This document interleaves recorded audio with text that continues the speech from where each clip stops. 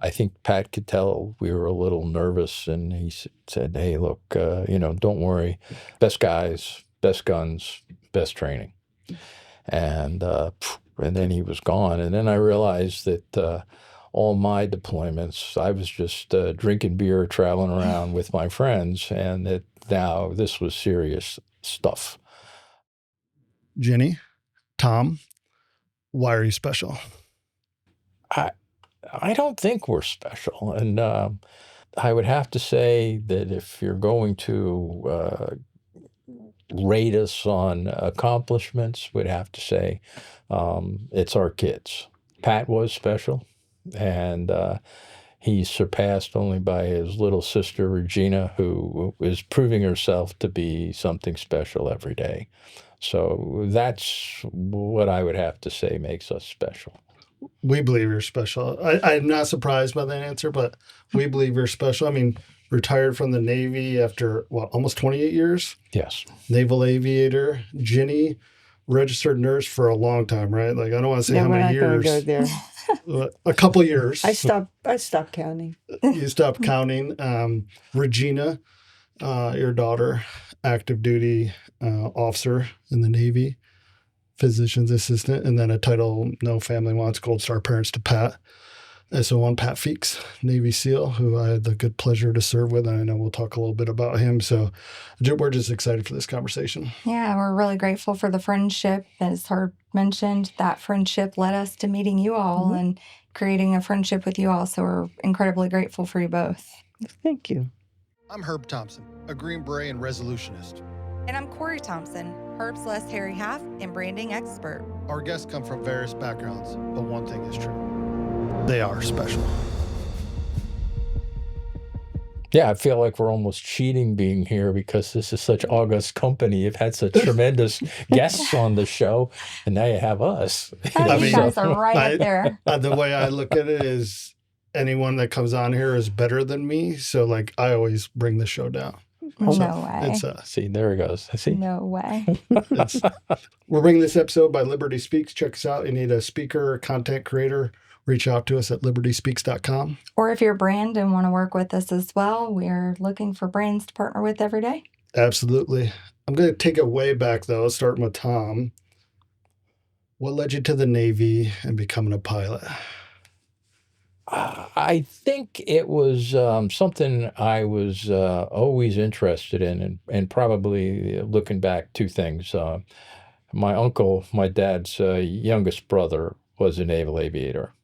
He had gone into the Navy in 1953, I believe. Towards the end of the Korean War, he had been in the seminary, planning to be a Catholic priest, and then decided to leave. And his older brother, not my dad, but the oldest of the brothers, my dad was, I think, one of seven, said, you ought to get in the service, young man. And he did. He went in the Navy and became a Navy pilot. So he was kind of my inspiration to doing that.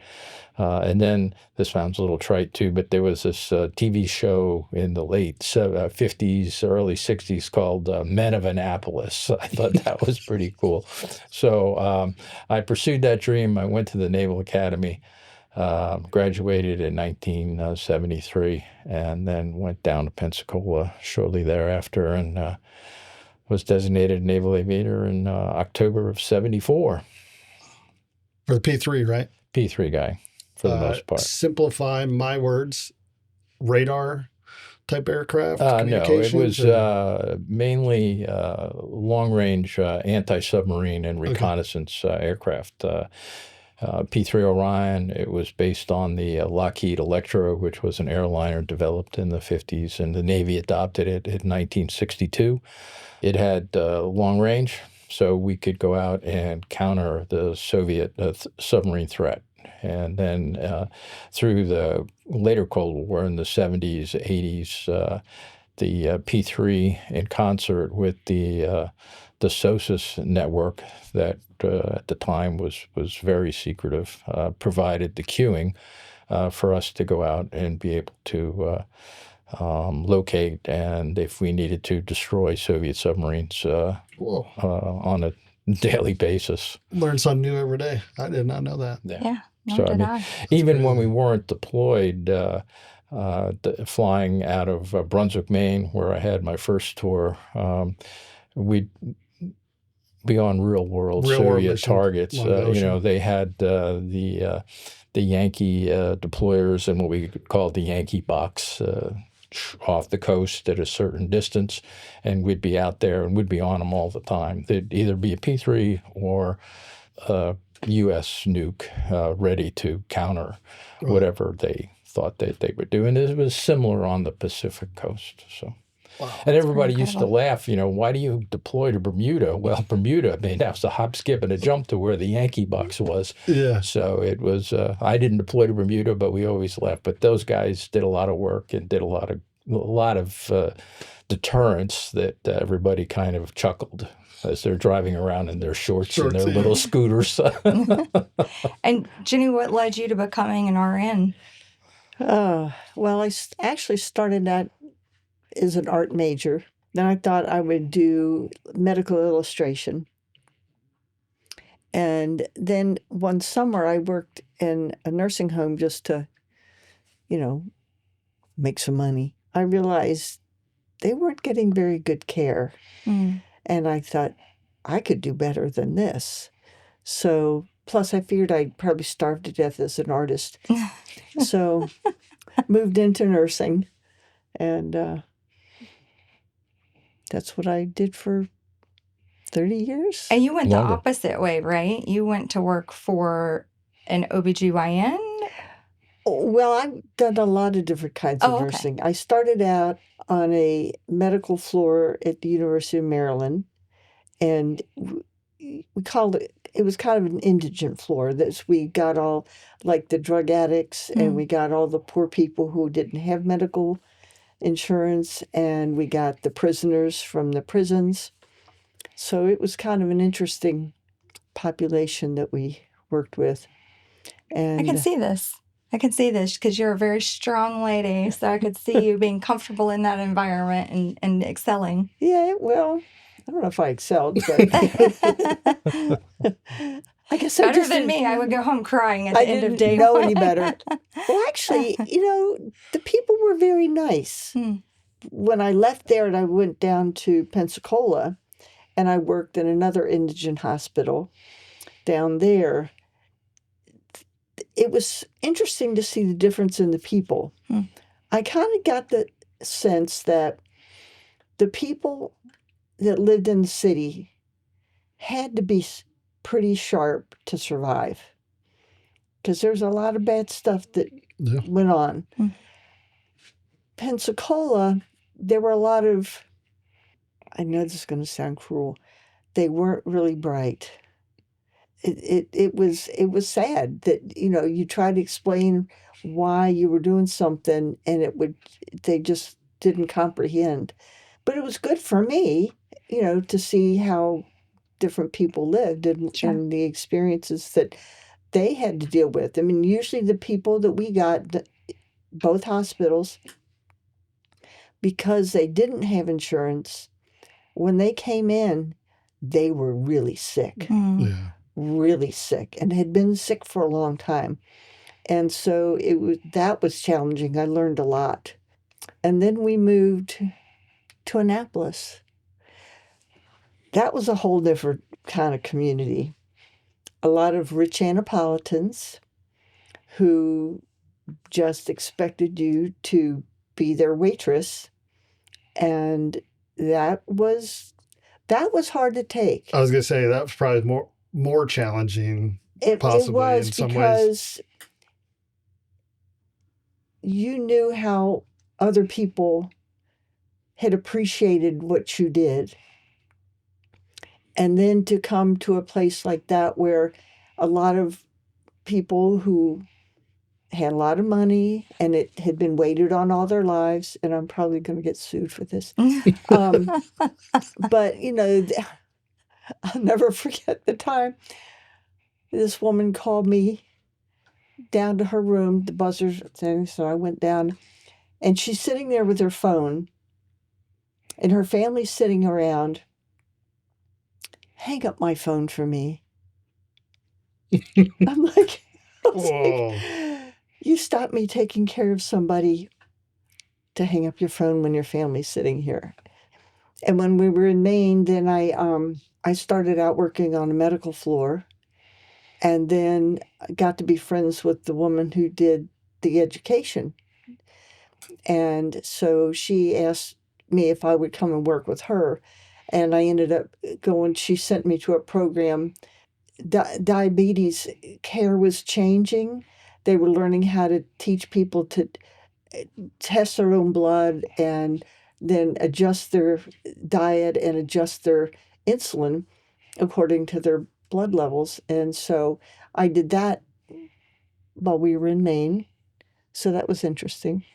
It is interesting. As you're talking about this, I'm having the realization that a lot of career fields don't support frequent moves. Mm-hmm. But in hearing you discuss it, it just dawned on me that in the medical field as a nurse, you probably had great opportunities for those shorter term opportunities. Yeah. And it wasn't necessarily frowned upon. Yeah. I mean, it's just, and they always need nurses. Yeah. And it was easy to go from one place to another. You know, it worked out well for being married to somebody in the Navy.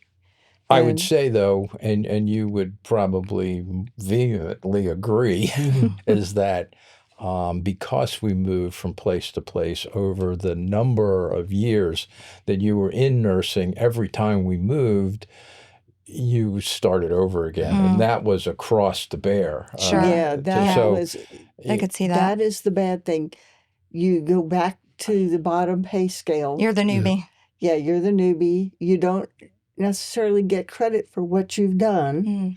You're just the new person on the block, and they start you at the lowest pay scale. And then moving a lot, you didn't usually go up that pay scale. Yeah, because you weren't there long enough. Yeah. I think we see that with a lot of military spouses. Yeah. I think it's gotten somewhat better now with some have virtual jobs and being able to keep it, and then they'll go overseas and they can't take the job overseas, so it becomes starts all over. Yeah, lots of challenges with it. Yeah, it is. I think most people don't understand that unless you've lived it. Lived it. But on the other hand, I got a lot of different experiences. Right. When we moved to California, I looked for a job in diabetes education. And here's another thing.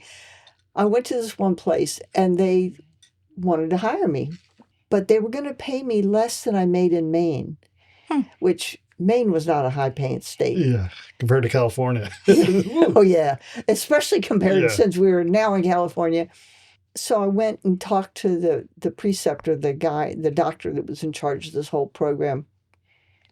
And I said, I'd really like to take this job. I said, but I don't feel like I can afford to do it for this amount of money. Well, how much did you make in Maine? And I told him. He goes, so what's that? $20 a month, a paycheck. He goes, you could. What's that going to get you? A dinner at McDonald's? And I thought, well, I certainly don't work for somebody who has that attitude. Yeah. And then the other nurses there said, oh, your husband's an officer in the Navy. You don't have to work, do you? I'm like, I said, you are sorely mistaken about, the income of a naval officer.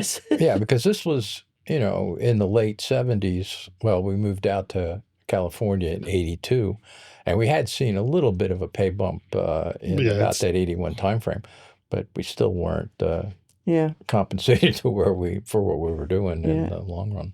Speaking about being compensated, you like a deal, right? Love a deal. I like saving money. I don't know if you folks have ever used GOVX, but check out GOVX. Have you used GOVX? I have. Yeah. Have you used GOVX?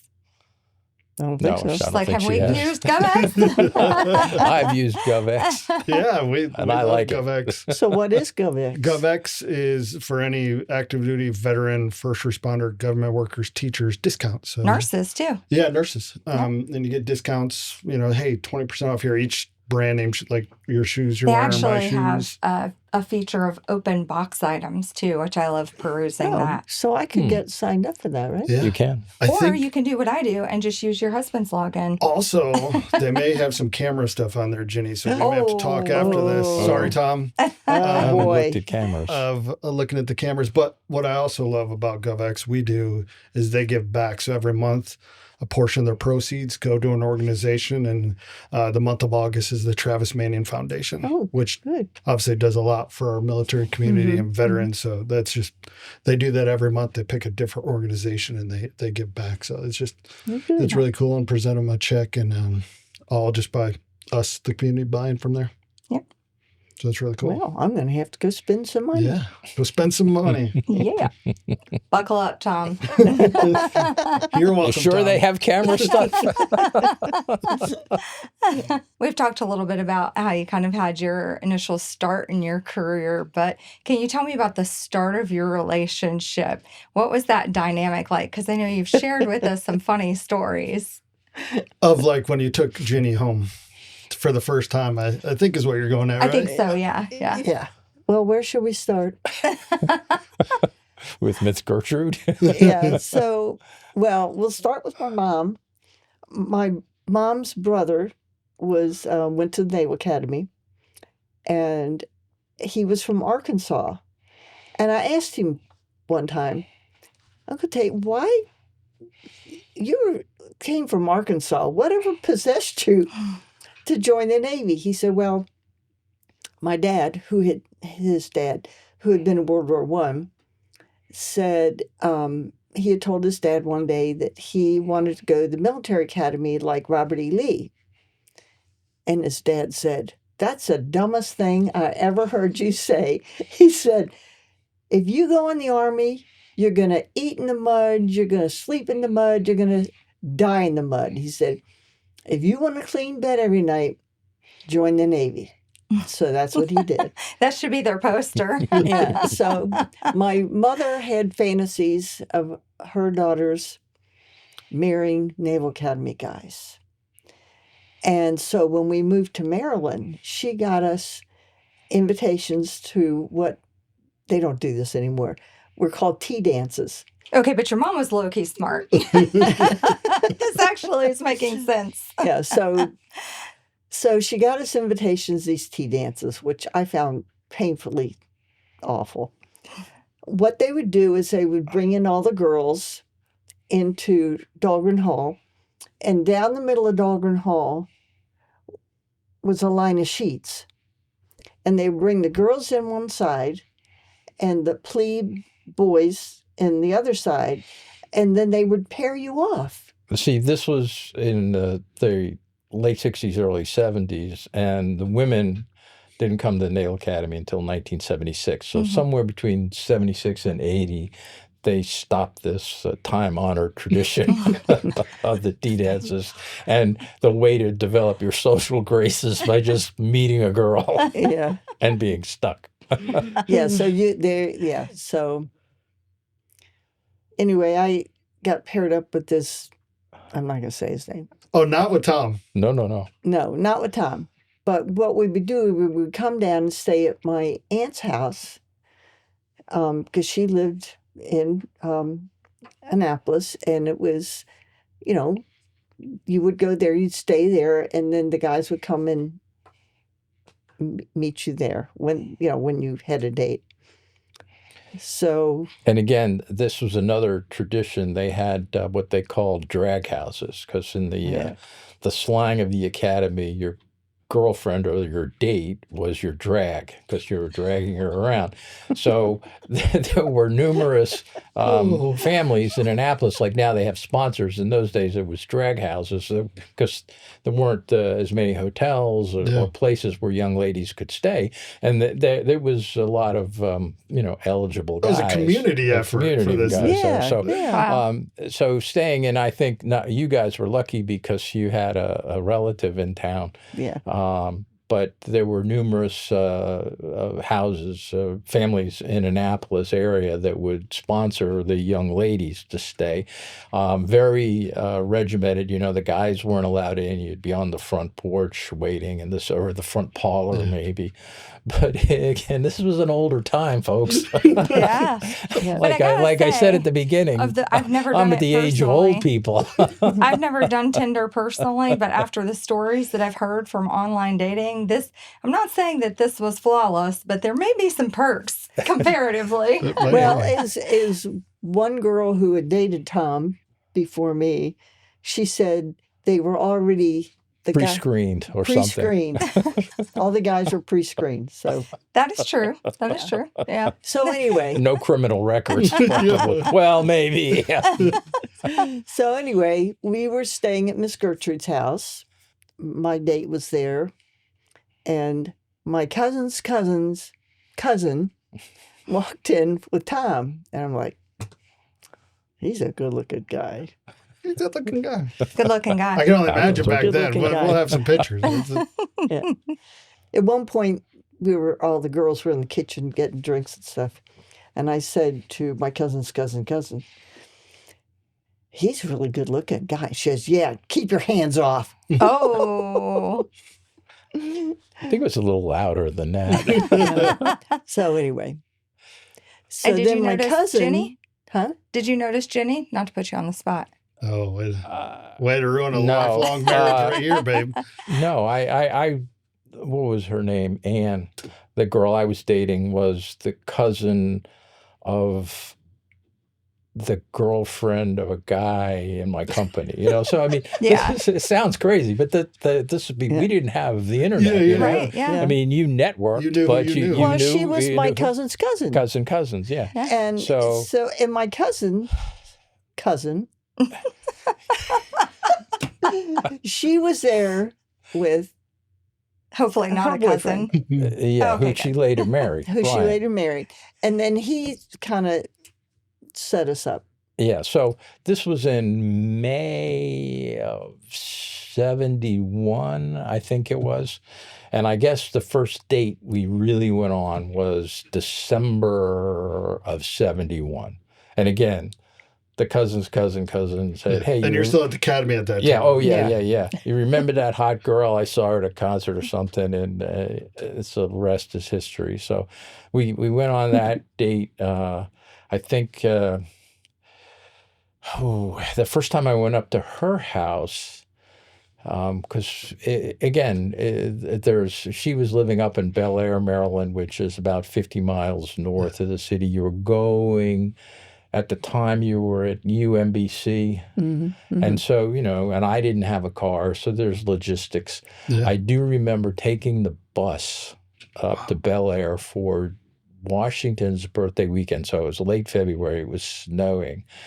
And took the bus up there. It seemed to take me forever. And she met me at the bus station in Bel Air, and we go to her house. Now, her grandmother was living in, it was her son that had graduated from the academy in 45. And this is Miss Irene, a real Southern Belle. She was, 80-something at the time. Oh, yeah. And she comes to the door, Jenny's there, I got my little overnight bag, my little AWOL bag. It's a big deal. I'm staying overnight at a girl's house, And she comes to the door, and pardon my imitation here. Why, Midshipman Feeks, it's such a pleasure to meet you. I mean, she's dressed up, formal gown practically. Oh, no, it wasn't that bad. Well, it was But she was wearing her pearls. I her remember pearls, that. yeah. And so Like true Southern finally lady. she had to say, Southern Granny, he came to see me, not you. So anyways, Love it was, it sounds kind of hokey and funny, but I tell you, it was pretty sexy. And then you took Ginny home at some point. Yeah. Well, what about the time that you had stayed at our house and then you said to call my dad, Oh, tell him yeah. I'm This on was my way? probably like for on towards spring break or something. And you had a car. And I was flying up, so she I stayed at her house for a couple of days, and then I hadn't told my parents about this at all because they were probably going off to the deep end. I mean, I married a girl that wasn't from New York, wasn't from the same parish, for heaven's sakes, So I stayed for a couple of days, and then again, no cell phones, and then I realized I had called the old man to tell him I was coming to pick me up at the airport, So he only had about 45-minute flight in the day. So I said, here's my dad's number. Give him a call. And I got on, the Eastern shuttle or whatever from Baltimore to LaGuardia. And she had to call my father. And I guess that was not a... Oh, he was okay to me. Okay. But I think he unloaded on you. Yeah. So he picks me up and says, what's this? You have this strange woman call me and tell me, what the hell you been doing with this strange woman? Who later became that girl. That girl. And actually, this is making more sense now. So as you started to take her home, there was already that seed that had been planted. So again, you set her up. You got to remember, I did. I set her up. So I guess it was later on that summer before I went on cruise that she actually came up to New York, and Dad was saying, okay, now what do we got to do to make this young lady feel at home? What do we got to do? What do we got to do? I said, you just got to be, and she goes, okay, well, we have to know what's her religion. Does it make a difference? He goes, of course it makes a difference. I said, she's Jewish. Now, as an aside, we were Roman Catholics, so was she, but I was, you're 21 years old, your old man's giving you a hard time. And a lot of my friends at UMBC were Jewish. So. That was Did you even discuss religion at that point? Because it was fairly early on, right? Oh, for us? Yeah. I don't think we did. So but you're probably just taking huge. a wild guess. It's huge for my parents. Sure. He just had it. Yeah. I think that's... She comes up, so gets in, I think, late Friday night. We're up early Saturday. What does my dad have for breakfast? Lox and bagels. Wants to make the young girl feel at home. Which was fine with me because... She didn't even blink. That's what we would do on the weekends. At school, we With all your would go friends, yeah. over. Sure. I would go with my Jewish friends and Yeah. go to and we'd go to the Jewish market and get our lox and bagels. And had a week of Jewish food. Yeah. We eventually worked that out.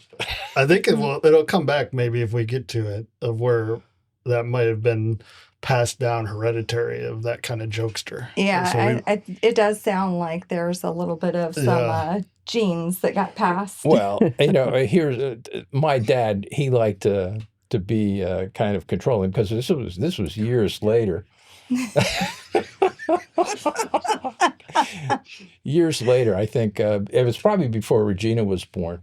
We were living out in California, and my parents had come to visit, and we had taken them to brunch at this restaurant. I want to say it was the Duke of Edinburgh or something like that. Anyways, so it was Easter Sunday, I think, and we had gone to brunch, taken Pat, and he's probably 2, and where I got to remember 3-hour time difference on the East Coast. So if it's 11, 12 o'clock on the West Coast, it's 3 o'clock. Yeah.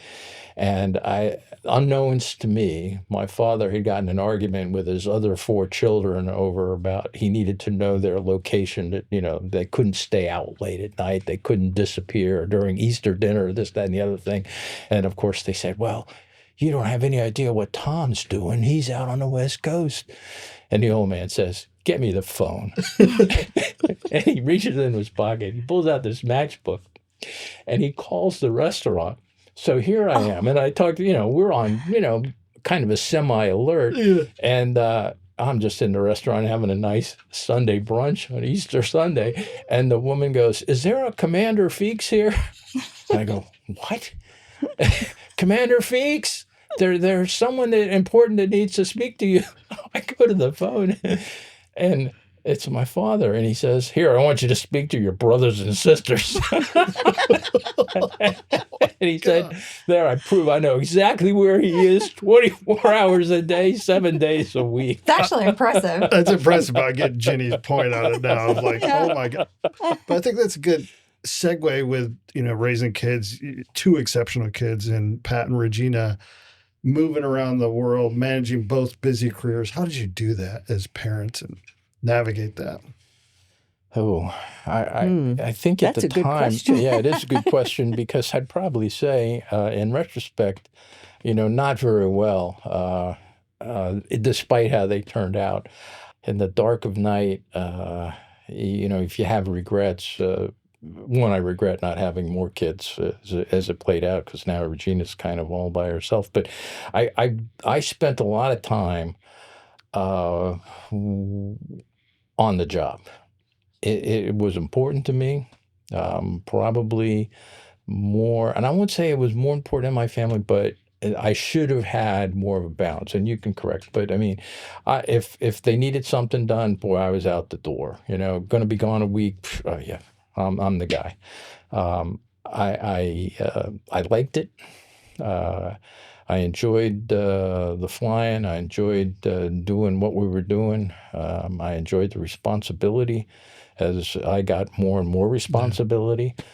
And so I think I tried to be there, but I wasn't there as much as I would have liked. And so I knew it. I mean, it was a conscious decision at the time. I mean, I don't think I walked that. It was just the way it was. Yeah. It needed to happen. I think I tried to give the kids as much time as I could when I was home. You could correct me, but I think pretty much the day-to-day raising the kids was left to Ginny. Go on deployment and came back, and Pat's doing VMX and Regina's in a backpack and passed me the backpack, and their poor little girl was in a backpack for the next 2 years, it seemed, because I sometimes feel like, even though I only work part-time, I feel guilty that I'd left Pat in daycare a lot. Especially when you were on deployment.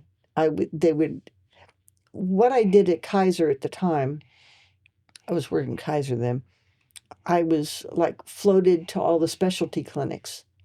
I did dermatology, I did orthopedics, I did ear, nose, and throat. And I found it really fun, and I felt like most of the docs treated you as partners almost, especially orthopedics. I loved orthopedics.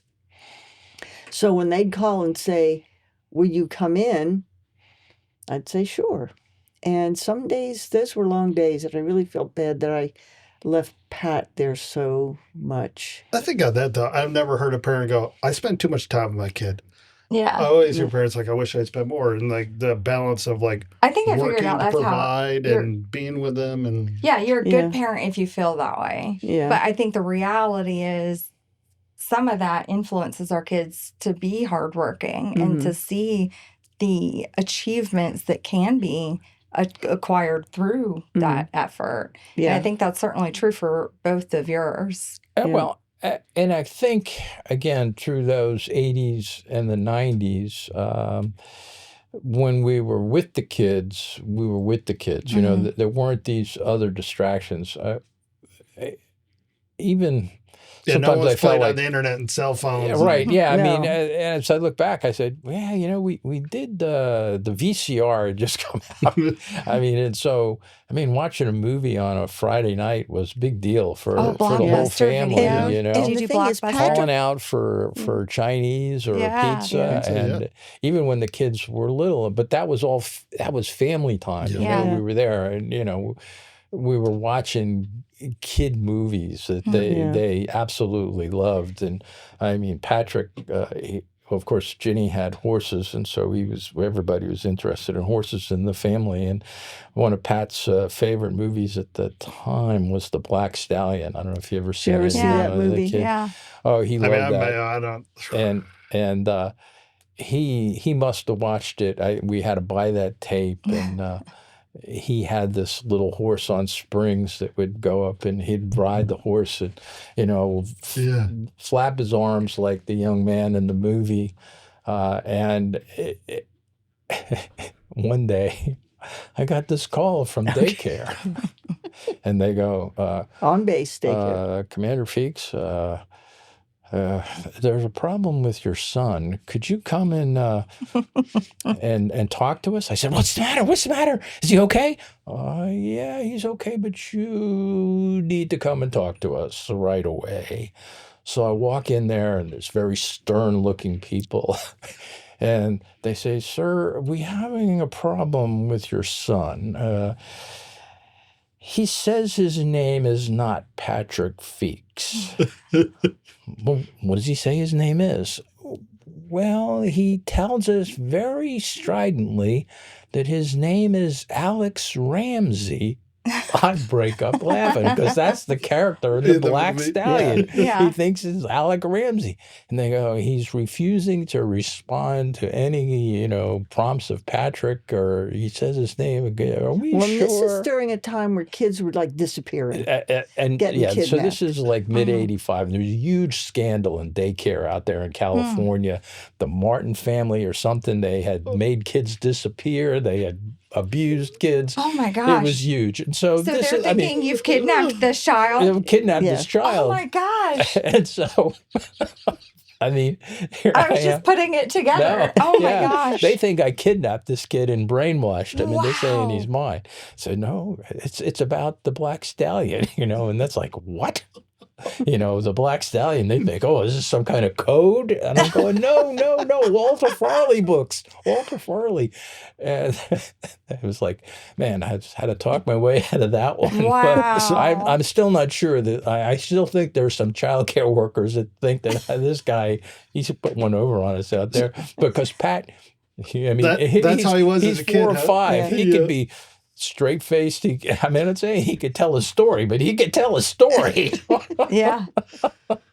That's hilarious. I can't imagine the panic you feel, because I was racing with Bryn one time outside in a field, outside of story time at a library. So there was lots of moms and little ones around, and I was running after her, and she was running, and she kept turning around and looking at me going, don't beat me. Don't beat me. And she meant she wanted to win. She Yeah. didn't want me to win. But then everybody's like honed in. So just in the panic I felt in that moment, where I'm like having to explain myself. I can't imagine. Oh, well, we had a How similar panicked. thing in church. He was acting up, and finally Tom picked him up and This is on the chapel at base. on the chapel on base, picks him up and stalks out of church, and he yells, Daddy, don't beat me. The boy had never been beaten in his life. Not like you got beat Daddy, that don't day. But yeah, he had that chapel. He had his first communion in that chapel, and I'll never forget. Some of the ladies were taking the kids. There was a dozen kids or something, and they'd gone through all the CCD stuff, and he started to cut up, and the dear priest, Father Ken Sienick, he was there, and he was about, he was a young guy. He was actually the priest that we had do Pat's funeral mass, but he didn't know how to handle these little kids. And one of the women went over to Patrick, who was the ringleader, and she grabbed him. Like, I hadn't seen somebody grab anybody, a kid like this, since the nuns when I was in school. And she dragged him out.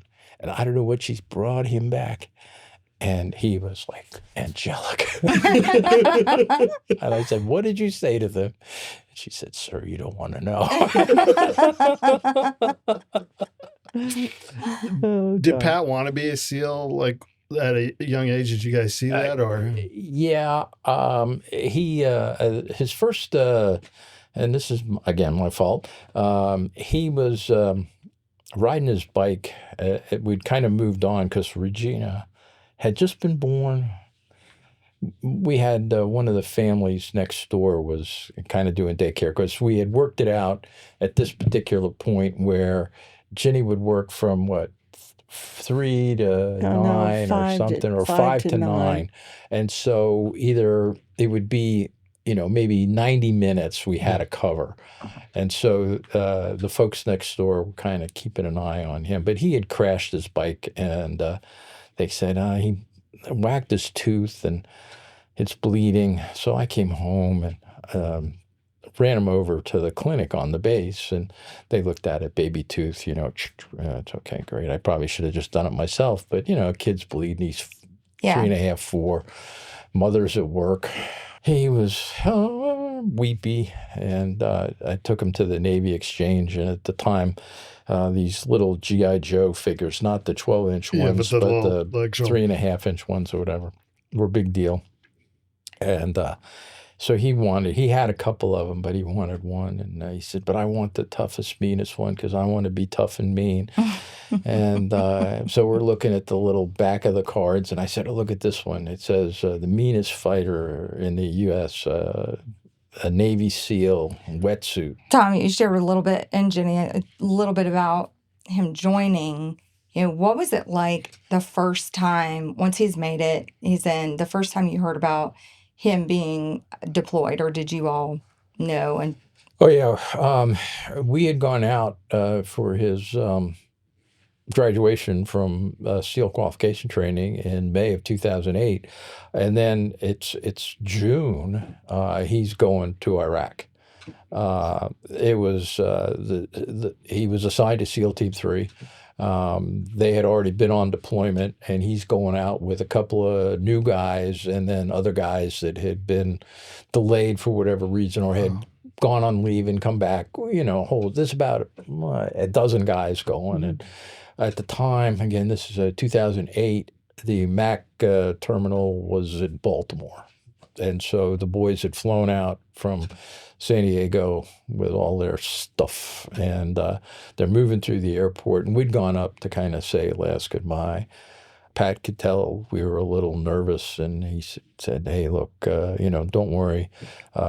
Best guys, best guns, best training. And then he was gone. And then I realized that all my deployments, I was just drinking beer, traveling around with my friends, and that now this was serious stuff. I didn't realize from that perspective what it's like to be on the home front waiting for your loved one when they're away and in harm's way. And my deployments, Cold War notwithstanding, mostly peacetime. I got my wings in 74, post-Vietnam. I retired in November of 2000. And so those 20 some odd year, 25, 26, 27 years, dangerous stuff to be sure, exciting stuff, but we were only shot at once or twice. And there were rules because we were fighting the Soviets, so they had their rules. We had the rules. We understood the rules. And the costs were high, but we played by the rules. Now this is, it's a free-for-all. It's a knife fight. No rules, yeah. He deployed again to Iraq in 2010. Regina had, gone to Naval Academy. She entered with the class of 2010 in June of 06. So by 2010, she's graduating, and she's out on a ship. She became a surface warfare officer, and now she's on a ship. Her first deployment was doing counter-narcotics stuff down. Again, still lots of stuff can go wrong doing that. And she comes off that deployment, and they needed someone to augment the destroyer squadron staff, which was on the aircraft carrier Vincent. And so she raises her hand, and whoosh, she's right back on deployment. She wanted to go back to Bahrain. Yeah, well, that's what was driving it, because we had lived in Bahrain. She kind of thought that Bahrain was her home for a long time. Yeah, she'd say, I want to go home. I said, we are home. Oh, I want to go to Bahrain. Yeah. She was like with the fourth third, I mean, fourth grade. we did. We had a wonderful tour in Bahrain. We were there 95 through 97, kind of the sweet spot, end of the first Gulf War before the unpleasantness started to brew. She was on deployment. He was on deployment in 2010. It's like, oh my goodness. Did you have a Now moment? both are both. Yeah, are. both of them are, Pat's in Iraq and she's in the Gulf. And this is at a time where things were really hopping. I mean, it was very volatile at the time, right? 2010. Things are still moving along. And then Patrick met Emily, and Emily was in the Navy. She was a CT. They had met. She had just come back from Afghanistan. As a cryptological tech, she was attached to a unit that provided intelligence support to the SEAL teams. So she had been on deployment with the SEAL team. And then I guess she deployed, and they met in November of 10, got married in March of 11, mainly because she was getting ready to deploy. They were going to give her orders back to the East Coast. They said, well, my boyfriend, my girlfriend, they said, you got to be married. Oh, hold my water, Boom, off to Vegas, and there they go. Did they really get married in Vegas? Yes, ma'am. Did you all know that it was going to Not happen? until after the fact. Wow. Wow. I don't know if they had an Elvis, but I hope they did. If you're going to get married in Vegas, I don't know. I never like asked that question. So then Emily got to stay on the West Coast. She did her deployment to the Philippines with the SEAL team, which was Abu a Sayyaf. little sporty at that time too. Yeah. And that was probably more kinetic in some cases than even being in Iraq, where in 2010 things had started to drive down there a little bit.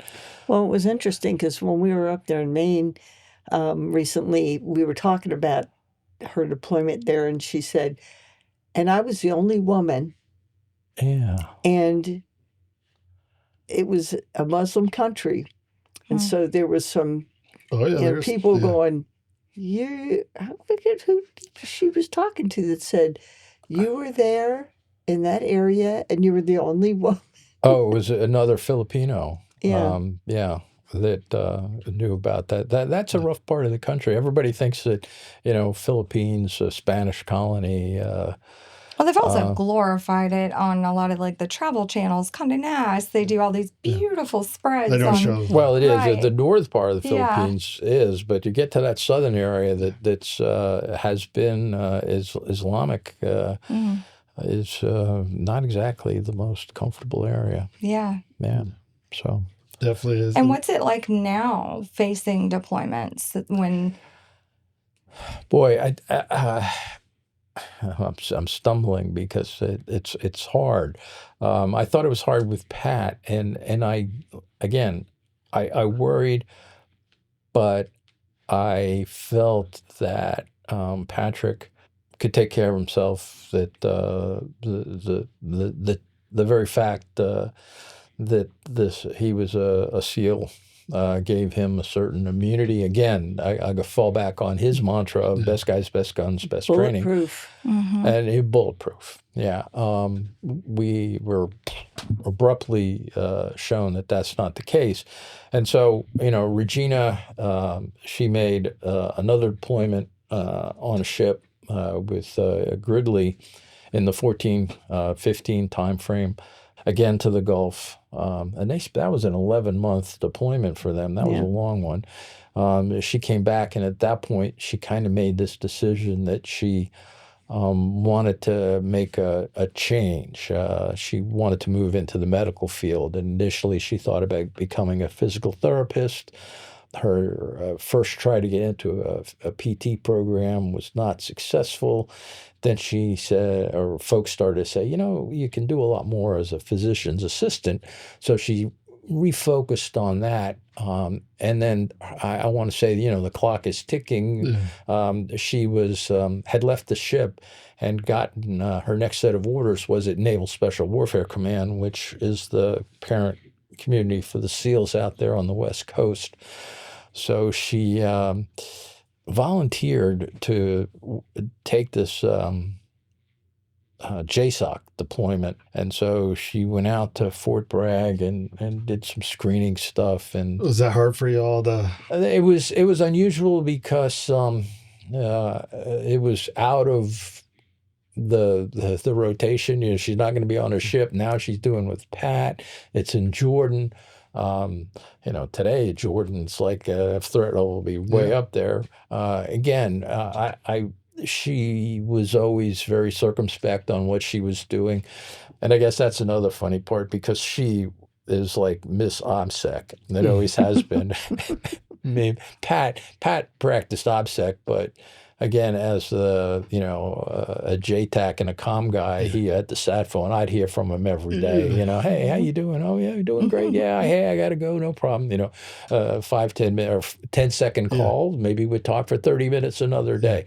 But Regina, if you don't hear from her, you just hope it's all okay.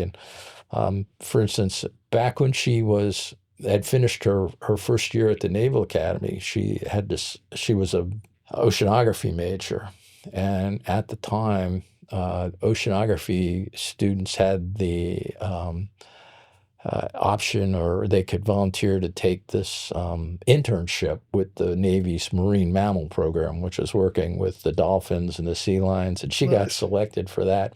So she went out there to Point Loma, San Diego, and worked with them for, 6 weeks or so. And I say, what'd you do? I can't tell you. What?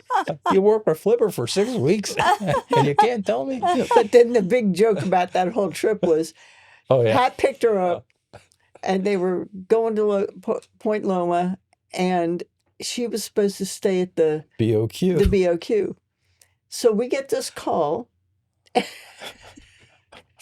They're on the base at Point Loma, and they can't find the BOQ.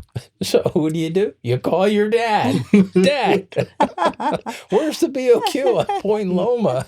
I go, well, what road are you on? I've been to once. So why didn't you ask at the front gate? Why don't you ask the gate guard? You know, why don't you stop somebody? Why make a phone call? Anyway, so that's our running That means joke. they trust you. So now when Regina gets lost, we ask where the BOQ is at Point Loma. And then I'm going to have to throw this out there because she'll never forgive me if I don't.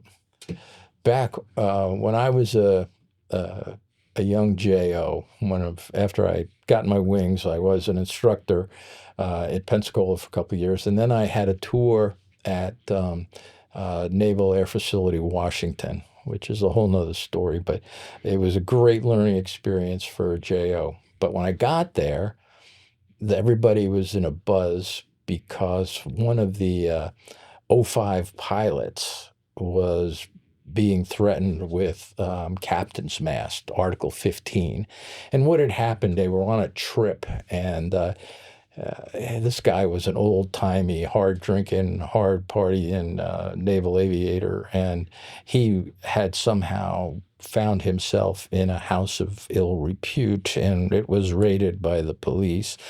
His defense was that he was looking for the Christian Science reading room, which was like 2 doors down from where this place was. I even forget. It was some Midwestern city. Channeling my father, I guess, from earlier. Whenever Regina goes someplace, if she sees it, she'll take a picture of the Christian Science reading room and send it to me, just so I know that she's on the up and up. That's so funny. I love those traditions like that. I feel like a lot of people have little things like that. Yeah. That are just. Yeah. See, Pat never really got onto that, but Regina, ever since she went on her first youngster cruise and got her first tattoo. Oh, what was it? We got to know. Just a little sun. It's some little. I've never seen it. It's too far down. I think it's like a little. But I do remember sunrise or something. She was. I remember sitting in my chair the first time I caught even a glimpse, and she was wearing these low-cut shorts or something. She does this cat stretch in a corner where I said, "Is that a fucking tattoo?" She goes, "Yes, I got it on cruise." She's like, "Yes, sir." But you mentioned, how life kind of came to a smack, 14 years ago. I don't even know if you can remember, what was it like when that first happened for you all? Because I can't even imagine what that was like. Oh man. Well, like most of the things, it seemed like ours was a little bit non-traditional, if you will. Again, because everybody was in the service. So I'm working at the Naval Academy at the time. Get into work around 7:30. I got a call from Pat's wife, Emily, and she goes, "Hey, it's 4:30 out here. Pat was supposed to call me. He told me he was going to work last night. Didn't call. I tried to call. All the cells are down." And I driving in, I heard that a helicopter had been lost in Afghanistan. But that was not the first time, and it wasn't the first time that we'd had. Oh, Pat, we know he was flying last night. We know he was here last night. Something happened. And I'm not saying you get used to it, but you don't go to general quarters every time it happened. And so I tried to reassure Emily that, hey, lots of airplanes, lots of things happening, busy. Cell phones can go down for lots of reasons. I said, my recommendation is for you to go to work. You'll be able to get the, unfiltered gouge. And she said, okay, I will. So I sat at my desk, got a cup of coffee, and I said, maybe I was too hasty. So I called Regina, who's also out there in San Diego. It's now on towards 5 o'clock her time. I said, where are you? She says, I'm just getting to the ship. I said, I know you're going to think I'm nuts, but I'm going to ask you, please, to go back to the other side, to the amphib base, back over the bridge, Coronado, and go to the SA-1, which was Emily's command, and just be there in case something. She goes, I heard about the helicopter. It's not a big deal. I said, look, just go and ask the XO if you can have the morning off to go over in case. And if there's nothing going on, boom, you're back to the ship by 9:15. No big deal. So she goes in to talk to the XO, who's in with, at the time, it was I think the combat systems officer, who is another woman who happens to be married to the XO of the EOD squadron. And they had lost, and she says, I don't know what happened, but my husband was jerked out of bed at 3 a.m. to go to work. So Regina went over there, and she calls me, and she goes, hey, I just showed up, and it's now like 8:30 my time. And, hey, there's lots of shit going on, and I'm going to go inside. They'll probably take my phone, which they did. So it was around 11 o'clock, which was a long 3 hours or 2.5 hours to be uncertain. Of course, you're trying to, check the web and see if they have anything. Nothing had been announced. And I got a call from Emily's CO. He said, sir, I'm sitting here. I've got Emily and Regina in front of me. I've been in contact with my Commodore and the guys downrange. And I can't confirm anything, but I can tell you without a doubt that we've lost a helicopter. And I've seen the manifest, and Patrick was on that helicopter. But the duty status, he's dustwind, duty status. And that's the way it is, and it'll probably be a couple more hours. But he says, I've got the two girls here, and between my Master Chief, myself, and the Commodore, and what we're hearing downrange, we can pretty much tell you that we've lost Pat. So I went, okay. So I said, okay. And I went back upstairs, and I told my boss, and he goes, well, what are you going to do? I said, well, I'm going to go tell my wife. At the time, Ginny was working at the hospital up in it was a doctor's Pasadena, office, OBGYN, up in Glen Burnie. And he goes, well, you're not going to drive up there. I said, Sid, I can't fly. He says, don't. He says, so he calls the HR director, who came up, and she drove me up to Ginny's place, the hospital there. And the front desk called me and said, hey, there's a guy here wants to talk to you. He's looking for you. And I said, and my first thought is if it's about Pat, they'd have somebody in uniform. I Uniform. said, is he in uniform? She said, no. So I thought, okay. I said, well, it's probably like one of the maintenance guys, you know. So I said, send him back. So I walk out in the hall. I see Tom walking towards me. And he says,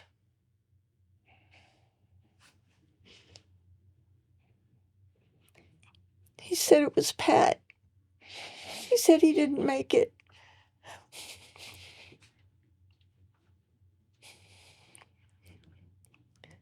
And I think I just screamed.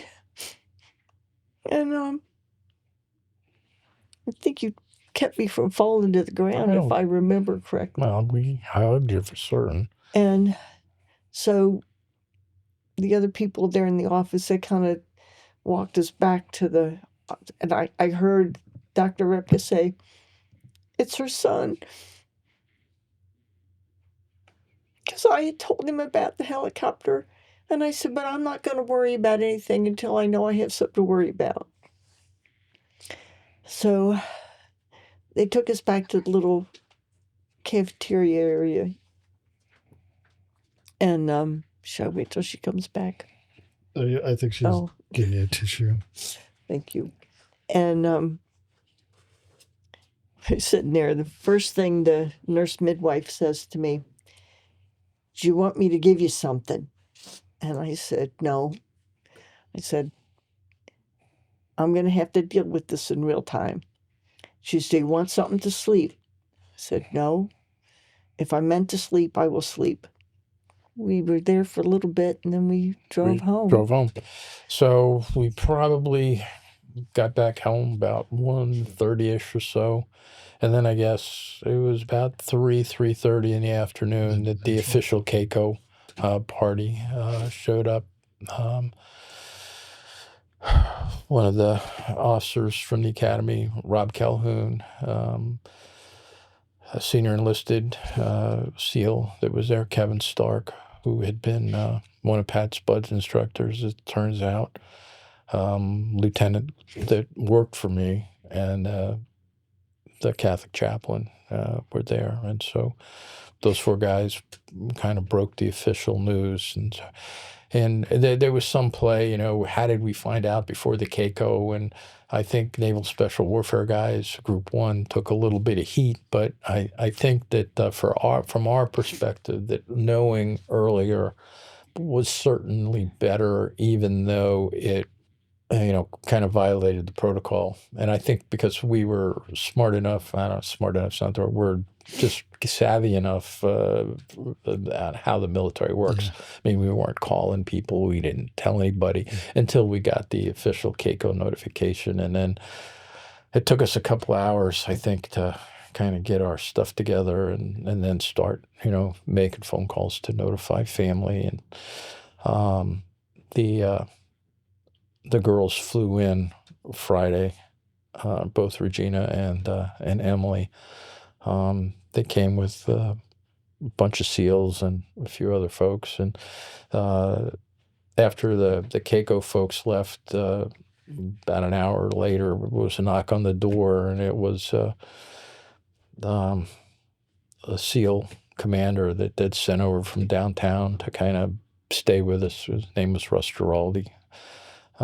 Great guy.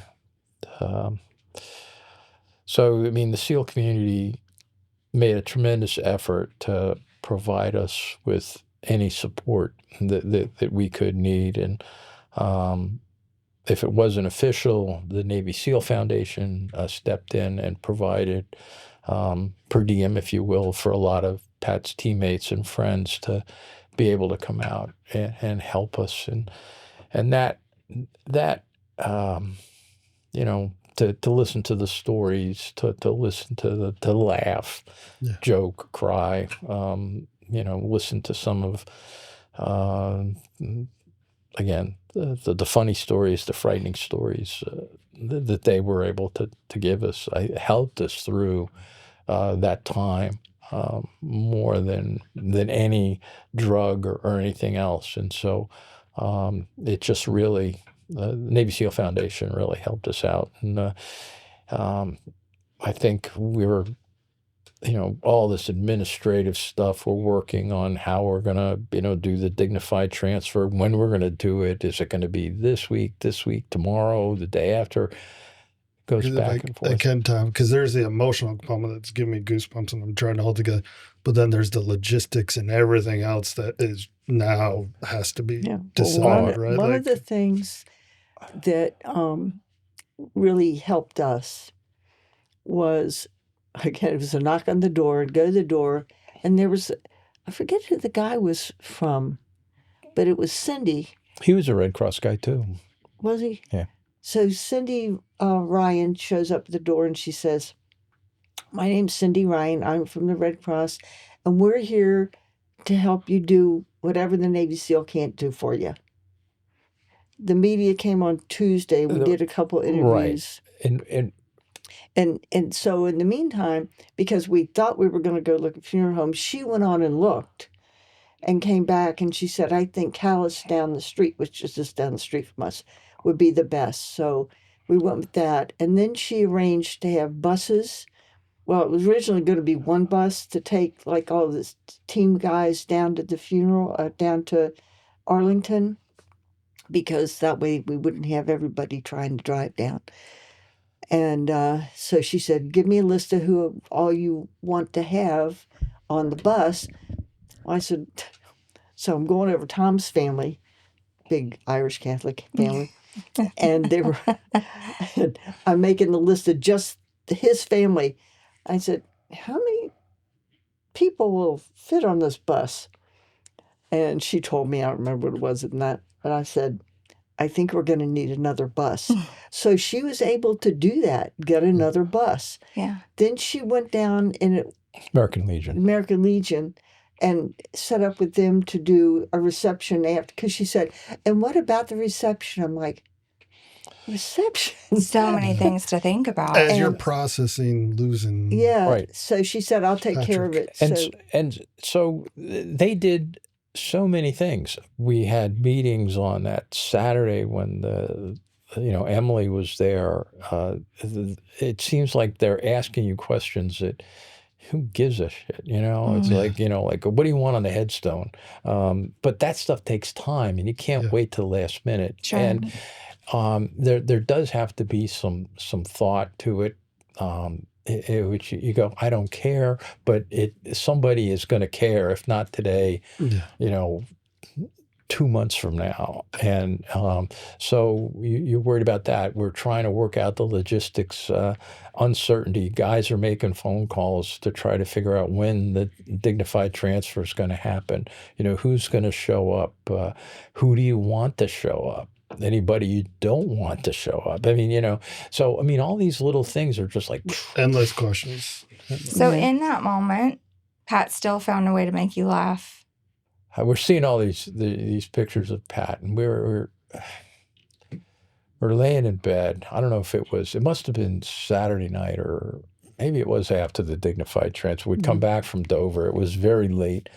But we were looking at some pictures of Pat, and if you look, I might even have it on my phone, but his uniforms are all mismatched because he's like wearing cami pants and a sand cami shirt cut off, and it's like in all these pictures, I said, didn't the boy, he should be wearing the same uniform. The old 6 in me is coming out, And one of the things that you talk about, those G.I. Joes, Pat had sent us these crazy things. It was called action figure therapy. You can look it up. It's on YouTube. I think they're still there. Tremendously irreverent things on issues. And we were looking at this one, and the guy, one guy pops up, and I'm looking at this action figure therapy, and the guy's wearing green camo pants and a sand shirt. Oh my gosh. He's got this crazy mustache, one of the porn star mustaches, and his I don't know, he's Jungle Recon or something, is his name, and I'm, what is this? And it's just, it's pornographic, and we're sitting there listening to this stupid thing, and we realize that that's what Pat was copying, we think, and we're just laughing our rear ends off on action figure therapy. And what about when you all got the paperwork that had his? Oh. his Oh, that Oh, was you at wanted to go Dover. down that story. Oh, that's my okay. We'll God. take all Okay, the so we go to Dover. Dignified transfer is going to start at 11 o'clock. We got to be over there by 8 o'clock. We got to leave at 5. Then they call and say, no, it's not going to be at noon. You're going to leave at 6. Then it's finally, it's going to be 3. It may not happen today. It was like all over the place. Finally, I just said, hey, look, I don't give a shit. We're going to Dover. And so, because, I mean, we didn't have a lot of people, but we had enough people to, the facilities over there are really, very nice for what's going to happen. And you get there and they pull the immediate family away and you get interviewed by the mortuary affairs people who are going to go through all the things. And again, what do you want on the headstone? What do you want? I thought we'd done this already.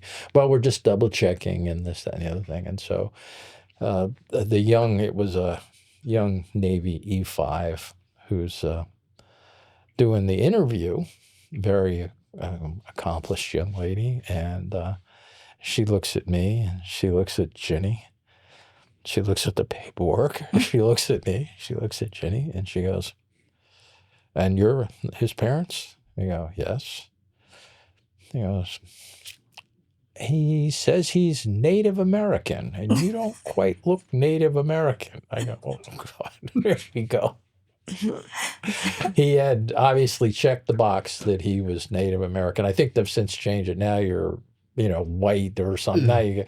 But at that point, it was Native American was one of the boxes you could check.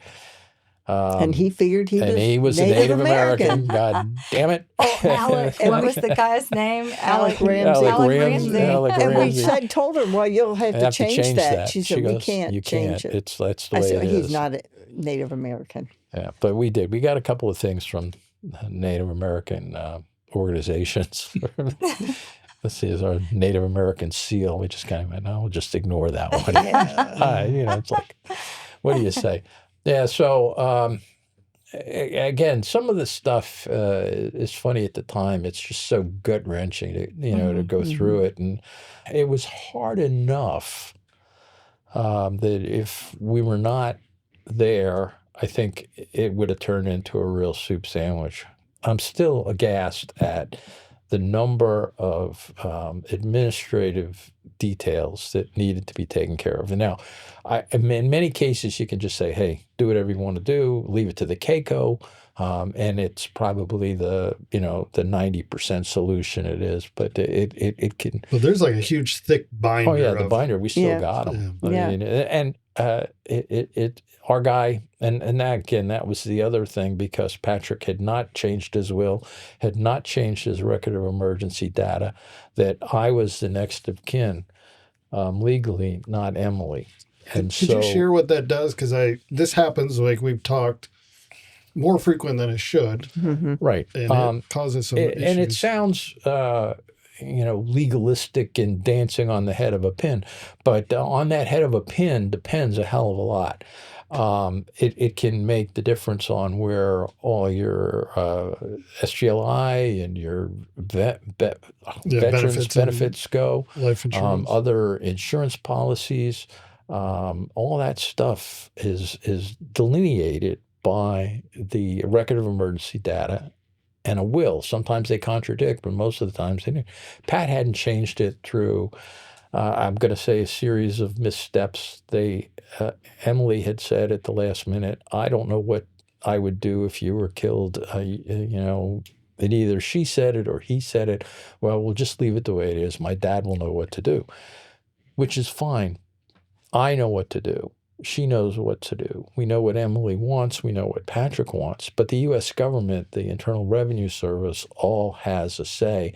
Some things easily transfer, some things don't. In this case, all the decisions legally that have to be signed off is now Tom Feeks, not Emily Feeks.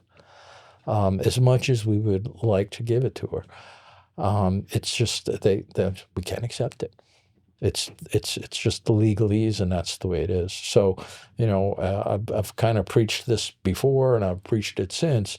for all those young sailors and old sailors, make sure that all your paperwork is in the right. All your benefits are going to go to who you want them to go to, you know. And if you want your dear mother to get it all, then say it and say it loudly. Don't just let it hope that it happens.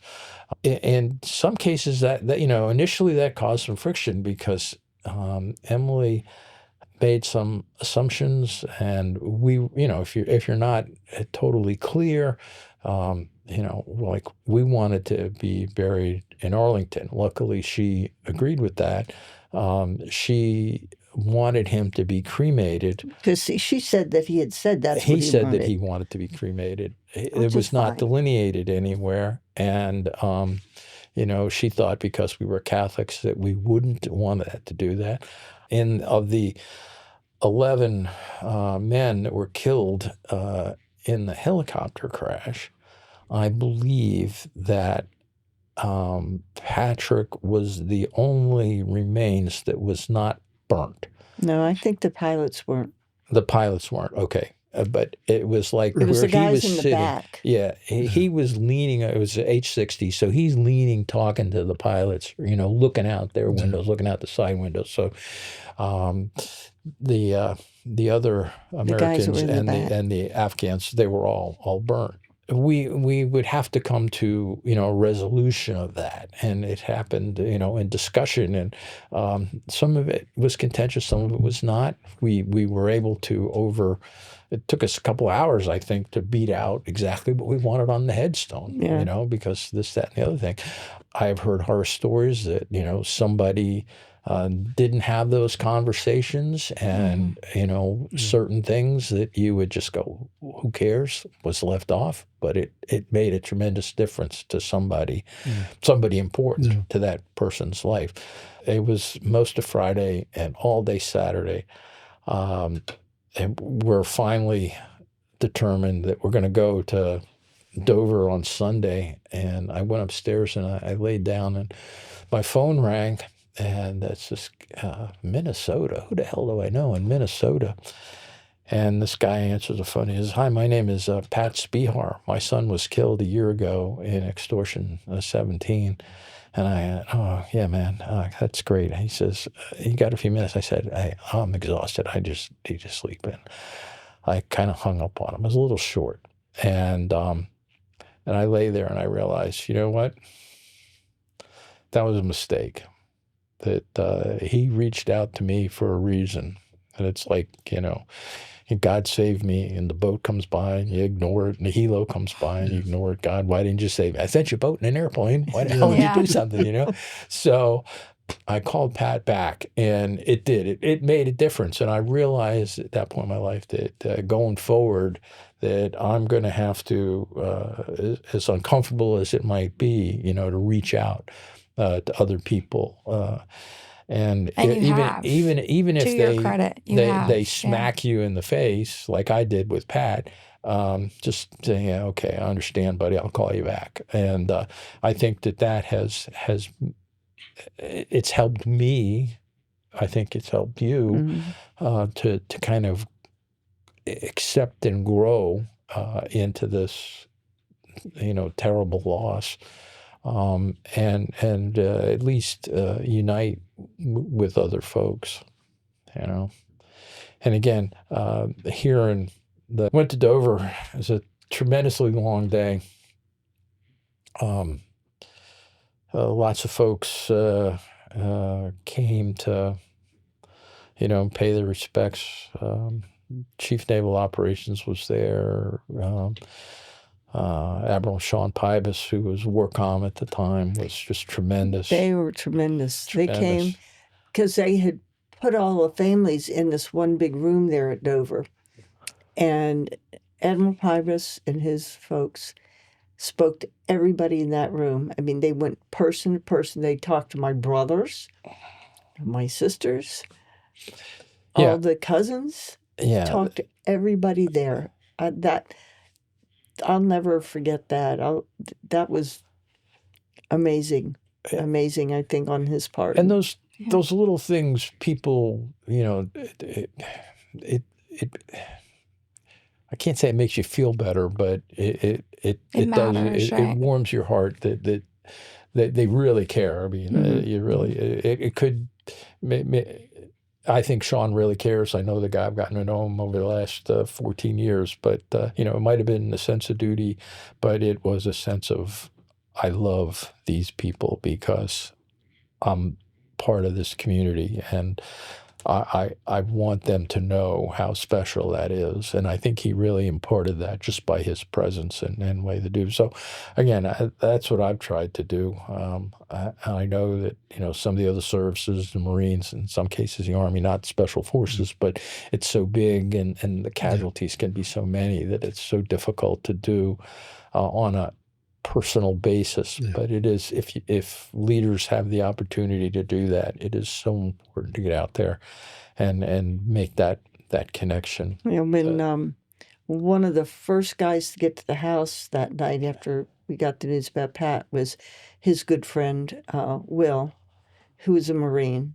I said to him at one point, with all these team guys there and all the support we were getting, I said, "Did the Marines get all of this?" And he said, "No." So Yeah, I mean, we were really fortunate.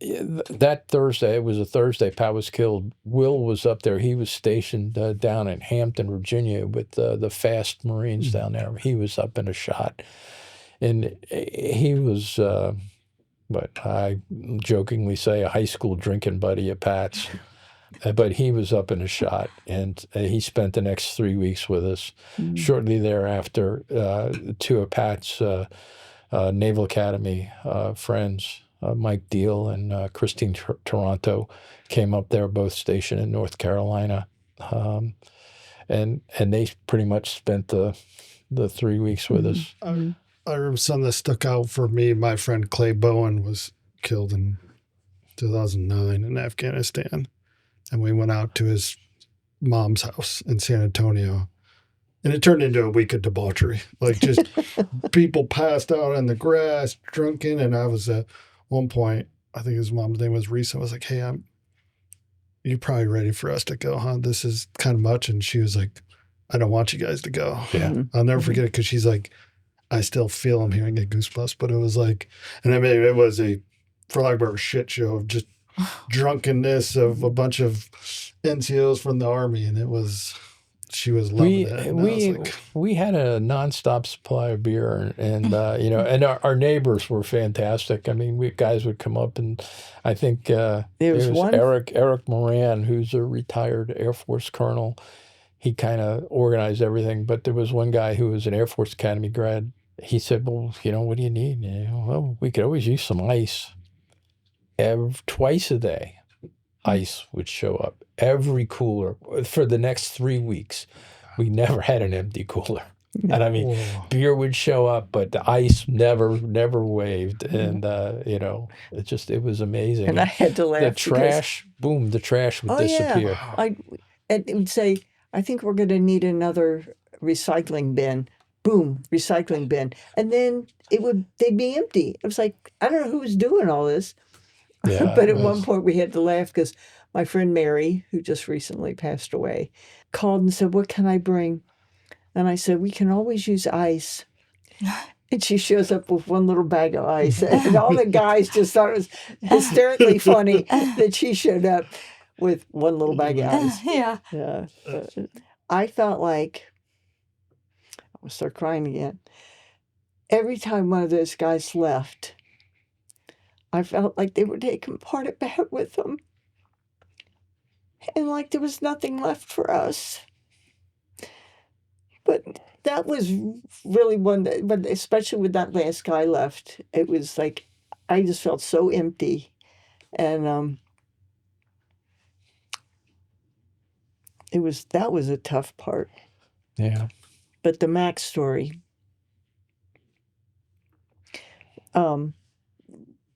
everybody else had left one night, and this one guy, and I had noticed him. I was really kind of in a fog the whole time, despite the fact I'm being on drugs. My mind wasn't working. Everybody else had left, and he was still there, and he was sitting out on the deck. And I went out, and we were sitting there talking to him, and he starts telling us a story about Pat. And he said, we were in this really bad gunfight. We were pinned down. He said, Pat and some of the other guys came and, were able to come in and support us. And he said, I guess they'd been in this gunfight. I want to say he was like 17 hours, I think he told me. And he said, we were just exhausted. And he said, and then Pat came up to me and he goes, and I was ready for Pat to go, oh, we had to save you again. Always having to come and rescue you. And he said, but he didn't do that. He said, he gave me a Red Bull, I think it was, and one of these little Peter Pan things with the baby food. Stuff. And he said, and then he just looked at me, went, and he shook his head, and he said, and then he just went off and got up on the wall and was shooting. And thing is, you could see his eyes change as he was talking about this. And I even said to my sister later, did you notice how his eyes had changed? It was like he was back there. Obviously, it was very hard for him. But the fact that he stayed and, told us that story about Pat, just, like I say, you could tell it was hard for him to go back there.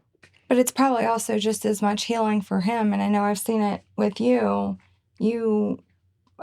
Pat very much is the reason you're here today. I believe so. In several instances. And, I've seen it firsthand through him, watching him be able to connect with you all and share those stories, was a life-changing moment for him, I believe, too.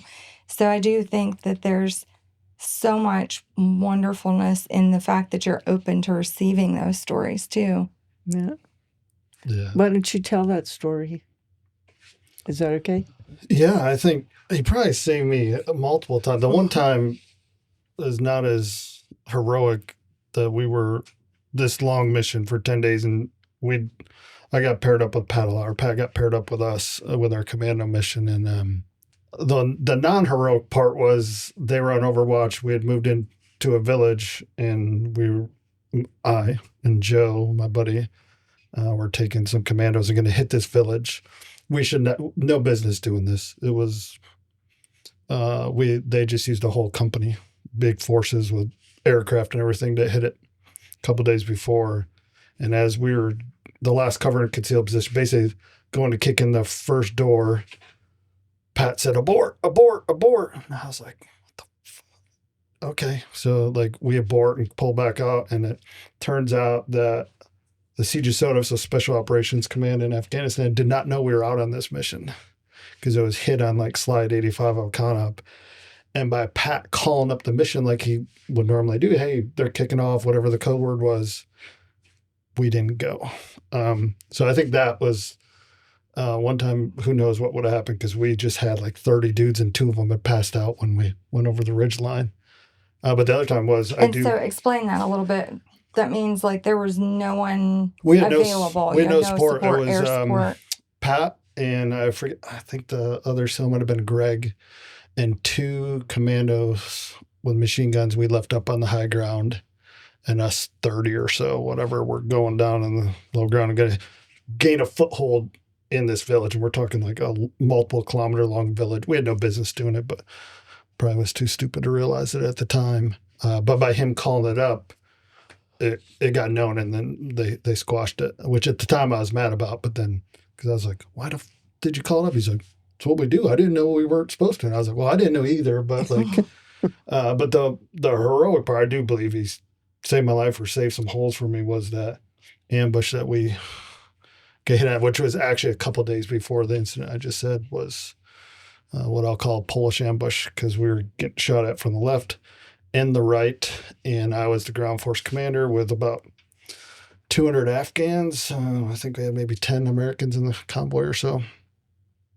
And I thought Pat, being JTAC qualified, had a special radio, and I was like, the only way I can do this is to get out on the hood or hold out the radio antenna to do this. And I'm trying to navigate the Afghans, tell them what to do, etc. So I called Pat and said, "Hey, Pat, can you just handle letting the aircraft know that, it's a hot LZ, because our other guys, Jeremy, who you've met, they're coming in, and they need to know they're going to be coming in a hot LZ." What I found out later, and all Pat said was, "Okay, gotcha." I was like, "Hey, just let me know if you need anything, drop bombs. I don't care. Tell them, approve, go. Do whatever. I'm trying to keep this convoy of, 30 vehicles or whatever it was going." And I never heard anything other than when he radioed me. What I did not know is Pat had got out and sat on the hood of the Humvee while we were getting shot at, RPGs, machine guns, all that, and rode through the ambush that way. And when we got the next morning, when it was light out, my Humvee, the whole hood of it was all chewed up from gunfire. So that would have been me had Pat not done it, which I didn't know. He was. Yeah. No one told me. Actually, it was probably a couple days later when Joe told me. The other special forces guy with me was like, "Hey, that crazy son of a bitch got up and rode on the hood." And I was like, "What? What? No, I thought he had some special." And then when I asked Pat, he's like, "Oh, no, I don't got no special antenna. I just got the same one as you." And I was like, "Oh, but yeah, I do believe that." But there was no question. There was no like, "Hey, why can't you do it yourself?" No. It was just like, got it on it. Yeah, truthfully, this probably come from a Green Beret to a SEAL, but it was the most professional and competent warrior I've been around. That was only just that few months, but it was professional and competent warrior that I got to serve with. So he's a hero. That's my boy. He's a hero. But obviously it changed your life, but what's the, since then been like for y'all after? We did a couple times go to other families.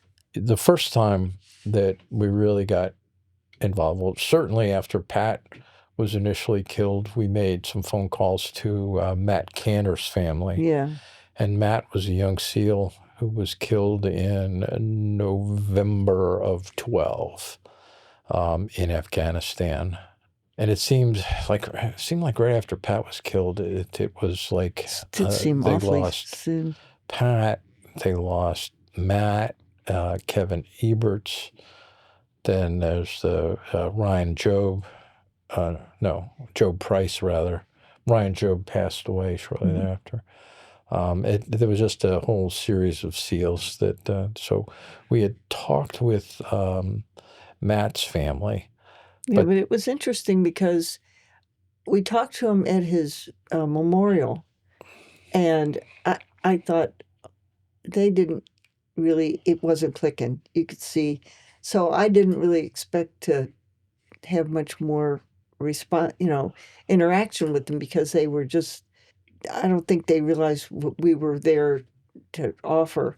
But we did. We picked up with them somewhere along the line. Well, at one of the Navy SEAL Foundation events that they attended. And they remembered us. They really appreciated. And I thought, I probably would not have remembered that. Because I was so in a fog after Pat died that there were people that I should have known that I didn't recognize.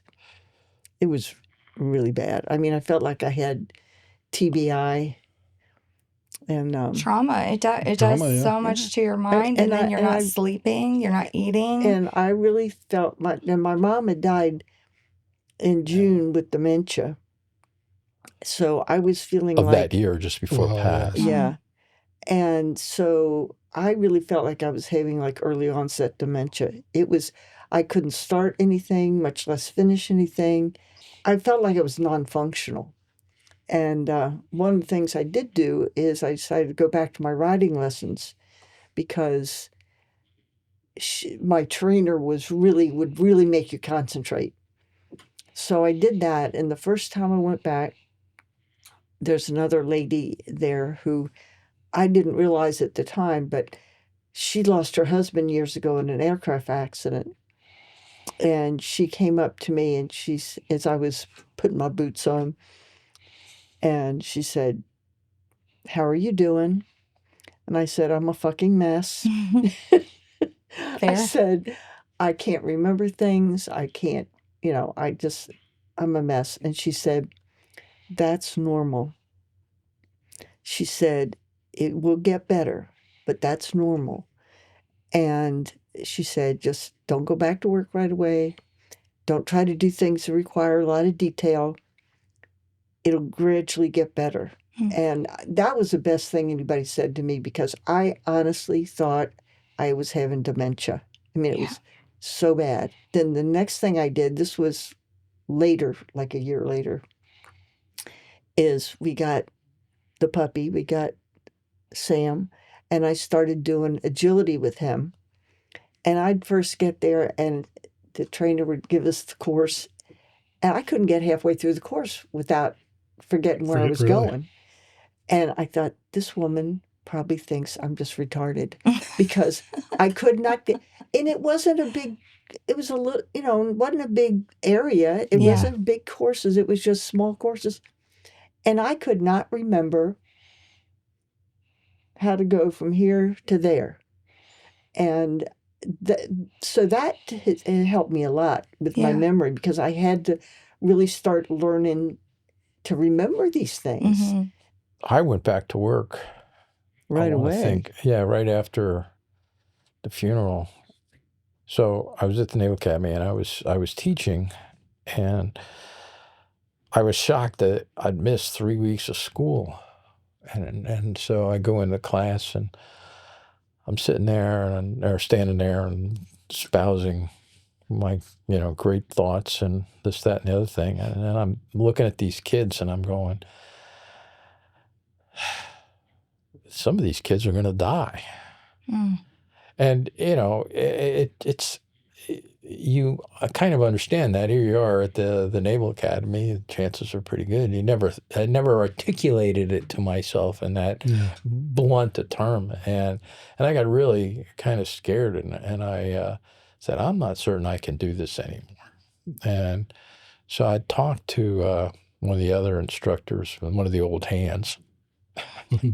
Here I am, 65 myself. He's all 60. But, and he says, you're making a mistake. He says, you're selling yourself short. He says, at this point, he says, nobody's probably in a better position to articulate, because I was teaching ethics and moral reasoning, which sounds kind of esoteric, but it's the portions that we really concentrated on was what is important to, as far as your decision-making process as a military leader. How does certain things factor in? Can you take a life? Can you order people to take a life? How are you going to process those things if you've done? And so he said, nobody's in a better position at this point. As you make your own journey through it, this can kind of help you work it. And I think it did. And I have to say, it probably made me better at that job, because I hate to say it gave me credibility, but it did. I think I mentioned it at the first day, and never mentioned it again. But I think that it was there.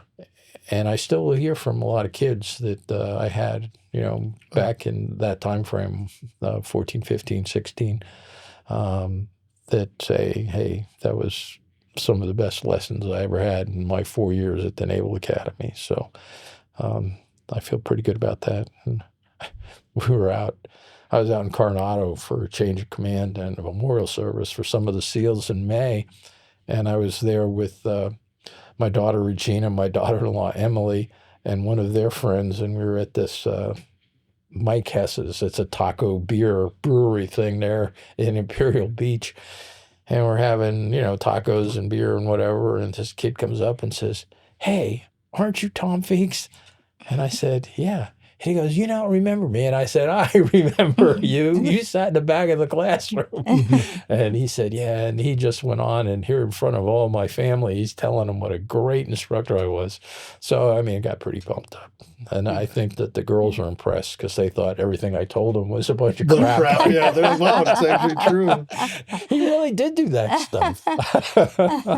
Is there some lesson? I mean, I know there's lessons you can share for as you've gone through this, maybe what you would do different or what's been done right, if that makes sense. You're not clairvoyant.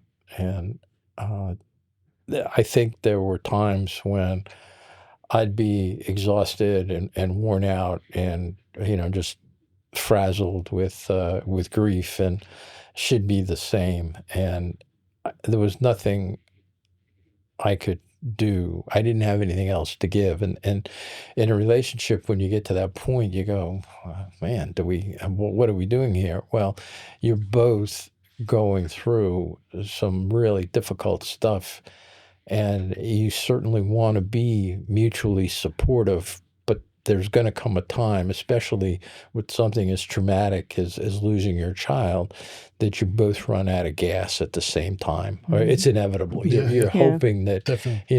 the waves will amplify as I think opposed it's to important that, like you say, you verbalize it, because I remember coming home from work one day and I was just emotionally and physically exhausted, and he was up, had come home and was laying on the bed, and I got up on the bed and I laid up next to him, and I said, "I feel like I'm not helping you at all. I feel like I can't, there's nothing I can do for you." And he turned to me and he said, "And I feel like I have nothing left to give." Mm-hmm.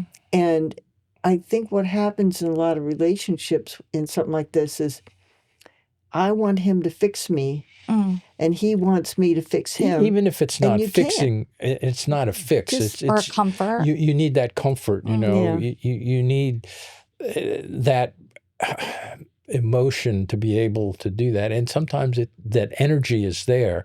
And I'm not talking about I'm just tired. I mean, just you are emotionally worn out where you have nothing else to give. Yeah. So that's something.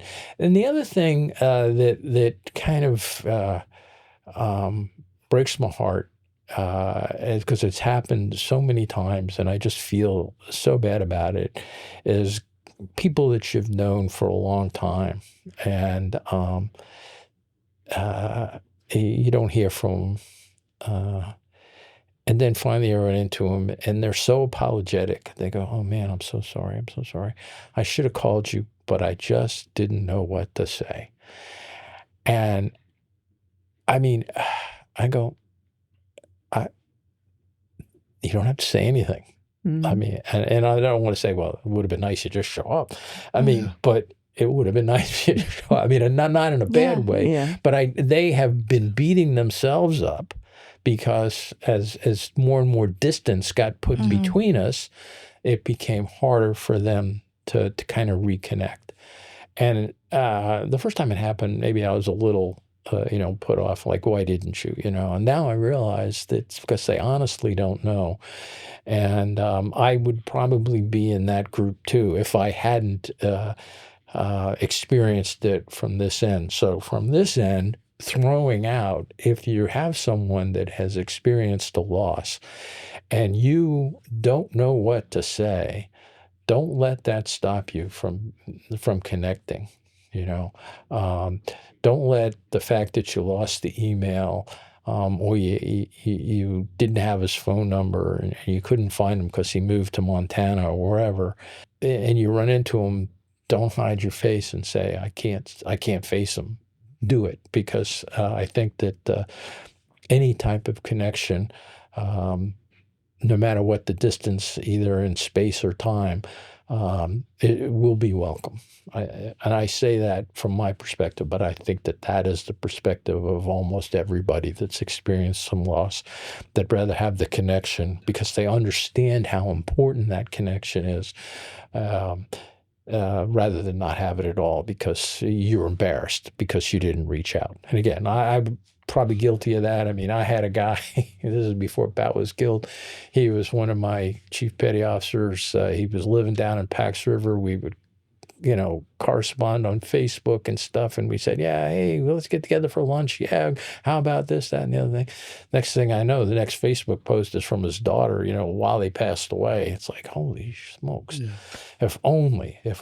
And so don't let it be if only. Get out there and try to connect. I think that's important. And then this is, I guess, pie in the sky, and we've kind of touched around it. Relationships with your family,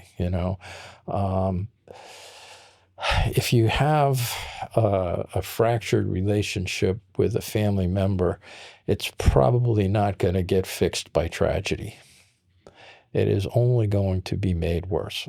And you can probably throw up examples where maybe it has, but unfortunately, it's been my experience of seeing a number of Gold Star families that had a small fracture before the loss.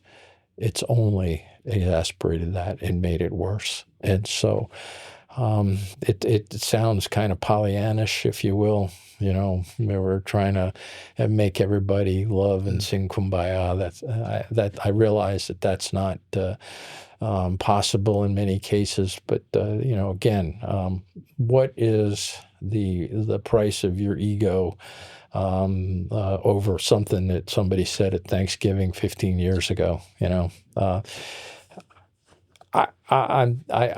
I'm probably guilty of it in my own family, but it's tragedy's more than likely not going to make it better. Mm-hmm. And so mend those fences early. That sounds like preaching, but I ask for... Sounds like wisdom. Sounds like wisdom. But yeah. It's what I've observed. Mm-hmm. And like I said, when you see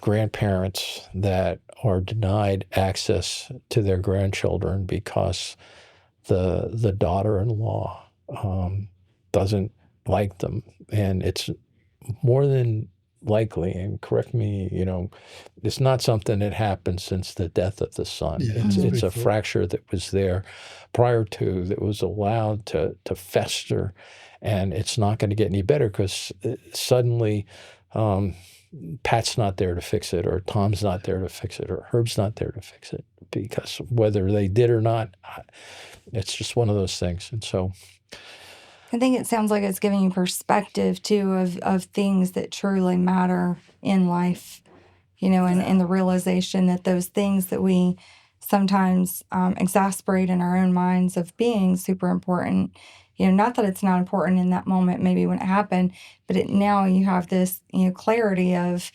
it's really an opportunity to go back and let some things go, or to, Mm-hmm. Right. And so if folks are listening to this and, trying to look for a secret ingredient, or one of many secret ingredients to resilience, and how do you get through tragedy, mend the fences early. Mm-hmm. Again, it sounds kind of trite and, easier said than done. Oh, yeah, it is. It is easier said than done. I fully understand that. And there's so many barriers, but now's the time to do it. Now's the time to do it, and, what would you do differently? I can see, like with Regina, I think we talked about all the administrative details that went on, and we were, blessed. We had Mike Deal and Christine and Will were all there, and so many other team guys. I mean, those were just, Pat's kind of high school Naval Academy buds that were there.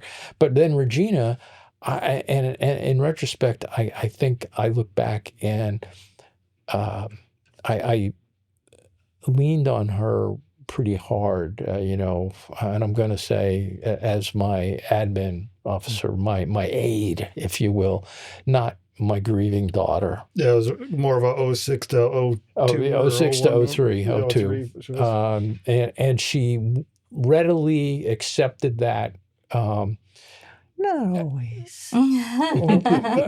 To me, she did. And I realized that, again, maybe I was blinded because of all those other things. But I think that I expected things that I shouldn't have expected from her. I should have leaned it more on Christine, leaned it more on Will, I mean, those guys were perfect. I mean, I'm not saying they would have gladly done it without a blink of an eye.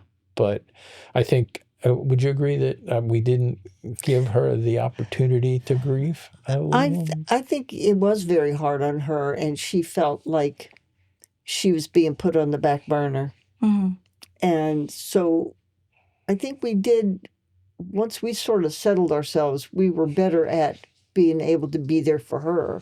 Sure. And But again, I can say outside looking in, allow yourself some grace because you were processing things and you were trying to go through the process yourselves. And you're not always cognizant of what other people around you are enduring as you're stepping through that time. Yeah. So I can see, though, how you would feel as a mom badly or as a dad, like you wish you had done something differently. But I would think Regina probably has a lot of grace and understanding of how that happened and why that happened. Tom looks not so convinced. Well, one thing that was good was Emily picked up on it. And she was one of the people who pushed, I think, the Navy SEAL Foundation to do more for the siblings. Because I think that just judging from knowing that there were some divisions among parents with their kids. Yeah. That I think that was part of it. Here your son gets killed, Navy SEAL gets killed in Afghanistan, and he's put on this pedestal, and everybody's thinking about that and thinking about Pat, and and they rush to the wife, and they rush to the mother and father, and siblings, and brothers and sisters, and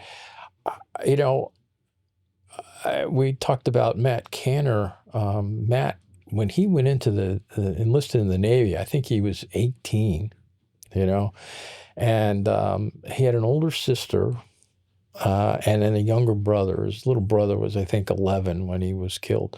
Idolized this big brother, His parents had no idea what a Navy SEAL was. His mother was shocked to find out that he had jumped out of an airplane. But the brother knew, and I have to say, Matt was in SEAL Team 4. Those guys in 4 have taken care of him, to this day. And his mother reports all the time how fabulous they are of taking care of Matt's little brother. That's really good to hear. And that is. I don't think that's unusual. I think that's more honored, in the occurrence than in the breach, and that the boys take good care of that. So the sisters, I maybe is a little different. But again, I think the Navy SEAL Foundation has stepped up and done some good work with the siblings. And some of the team guys, they support Regina. Yeah, Pat's buddies, I have to say, some of the best. Dan. Yeah, they Dan may Ryan, not be there Keone Burkhart. Yeah. Two stalwarts, both Bud's classmates of Pat. We're not Team 3 guys, but they've been there from even before Pat was killed. Those guys were, they knew that Regina was in town, and they were going to take care of her. It is their little sister. And so that's been extremely she lived positive. at the safe house for a while. Yeah. With, when Pat was deployed, until her apartment came available. And so they got to know her especially well. Keone. And you mentioned the Navy SEAL Foundation. We've had the honor of attending a fundraiser for them every year to honor Pat's memory every September. Can you share about that? Yeah, we've been doing, this will be our 10th year. It's a wine tasting that we do at the Great Frogs Winery here in Annapolis. And we have, first it was just us. and it's grown. So now we have Elaine Bolin, who was the aunt to Charlie Keating, who was Pat's buddy that was killed in May 16. And she and her family cater this whole event. They do an amazing job. They came to one event maybe 5 years ago, and she wasn't impressed with my cheese plates from Giant. And she said, We love her. I was going to say that's Herb's buddy. Yeah. And so, They like to razz one another. yeah, so she to said, put it kindly. she said, we'll cater it next year. And she's catered it And ever cater since. it they do. My gosh, that's They an do it. incredible It's spread. called It's beautiful. Fields of Antony, and it's farm is where they function out of. All their stuff is organic. We'll put a picture up on there because we love their stuff. And Yeah. we had the amazing fortune of going to a private dinner there. They do the private dinner bookings. Yeah, And at the Side Saddle Bistro. Yeah, Right. Yeah. Her and Brad and Bernadette and Mhm. Sniper and, And- Bomber. and the room is full of signatures of many other SEALs or people that served, Mhm. mostly Navy, mostly SEALs. Mhm. So Herb felt like I don't know if I should say this part. Herb felt like he should contribute and make a Green Beret area. His suggestion was in the ladies' restroom. Well, they asked us to sign. Well, you were Elaine, who you said he Yeah. should sign it because it's all over, and I was like, well, We're like a Green Beret needs to get his name up there. put it Yeah. above. But the let's make a bathroom. Green Beret section. And Herb and the other Green Beret we were with at the time. This guy. Yeah, Herb was like, I know the place where they'd recognize the names. And we're like, hey, easy dog. So, No. So it's above the restrooms there. There's a Okay. Green Beret section. Okay. but yeah, their food is phenomenal. Yeah, Phenomenal. you know, Amazing. that's not it. That used to be like a restaurant that was open. I mean, Yeah. but I guess during COVID, they just defaulted to the catering and found Yeah. out that they could do just as much, if not more, as caterers. Sure. and Best so- meal ever. But it's a cute little place it over there. really is. In And Middleburg, Virginia. every once in a Fields of while, I'll Athene. still go, oh, that was one of the best meals I've ever had in my life. Mhm. It's so good. It's Private amazing. dinner, just Yeah. awesome. But yeah, I mean, she helps with that, and you guys raise a lot of money for the Navy Yeah. SEAL And Foundation. then Chris Chambers' mom Lois. has Yeah. been helping Lois, and his dad Kevin has also been able to get some donations for us, which has been a big help because I used to have to do all that donation searching myself, and it was exhausting. And it's not just searching. I mean, it's also then going and collecting and, Mhm. getting lot. it to and talking people. to It's people a lot. and It's a looking lot. at different places to ask, because you don't want to keep going back to the same people. Sure. Now there are certain ones that have said, yeah, we can do something every year, Yeah. but it's trying to talk to people, and then they'll say, oh yeah, and then you don't hear from them. So it's like, Sure. or you don't hear anything, and then like 2 weeks before, so you keep going out and looking for stuff. Yeah. 2 weeks goes before, then everything shows Sure, up. It's yeah. like, oh man, I didn't Yeah. think any of this was coming. But it's So- impressive. And the thing that I will say about this that is so special, I think, is every year it grows and it grows and it grows. And on the contrary, we've seen it, on the other side for events that were started to memorialize people where the effort was very strong at the start. And then it kind of dwindles and dwindles and dwindles. And maybe they stop doing it over time, or maybe it just becomes something Fizzles. much more, Well, quiet. that makes me feel bad, because then it's like I was thinking, well, maybe, I'm going to have to stop this somewhere along the line. Well, I think if you're ever thinking of stopping it, you shouldn't feel bad No. first. But I will say it's been impressive to see that it's grown and grown and grown, and that more people from around the United States, Mhm. that have been either they've retired and moved on to other Mhm. areas, or they're stationed other areas. It seems like it's started out like mostly local, Mhm. and now Yeah, it's you get been a lot. really Yeah. cool to Well, see. I think Yeah. the first one we had, 8 people or 17 people. 17 Wow. people? What was it last year? We've been selling out last 4 years, I think. Nice. Yeah, maybe more than that. But I just think it's a wonderful event, obviously to honor Pat's memory, but like the people in the room and the conversations that happen, and then the good cause that it supports in the Navy SEAL Foundation, which you talked extensively of what they've done for you, and I think it's we put it on our calendar every year. Yeah, and we've got last year we put up pictures of Pat and Charlie, and Chris Chambers, Ryan Larkin, Bill Krause's son. Bill Krause's son, yeah. Bill Krause. He was Helicopter pilot, right? Yeah, Task Force 160 guy that was lost just prior to the event last year, about a year ago. And Bill has been he's Mission Barbecue. Has donated something every year. Every year from the beginning, just about. In fact, a couple times he's called and says, "Has anybody reached out to you about it?" It's like, I didn't even have to call him. Yeah, he's calling us. I mean, phenomenal. And well, you'll be happy to know these people are veterans. That's Minuteman Apparel. Yep. And they are both veterans, and they have access to a printer that prints as many colors as you want on your T-shirt. So that's exciting. Yeah. So, it is exciting. Yeah, and they'll so all that to say, we're going to put the link up for people to order. But aside from that, can you share with people if they want to? We'll also put up the link for tickets for purchase.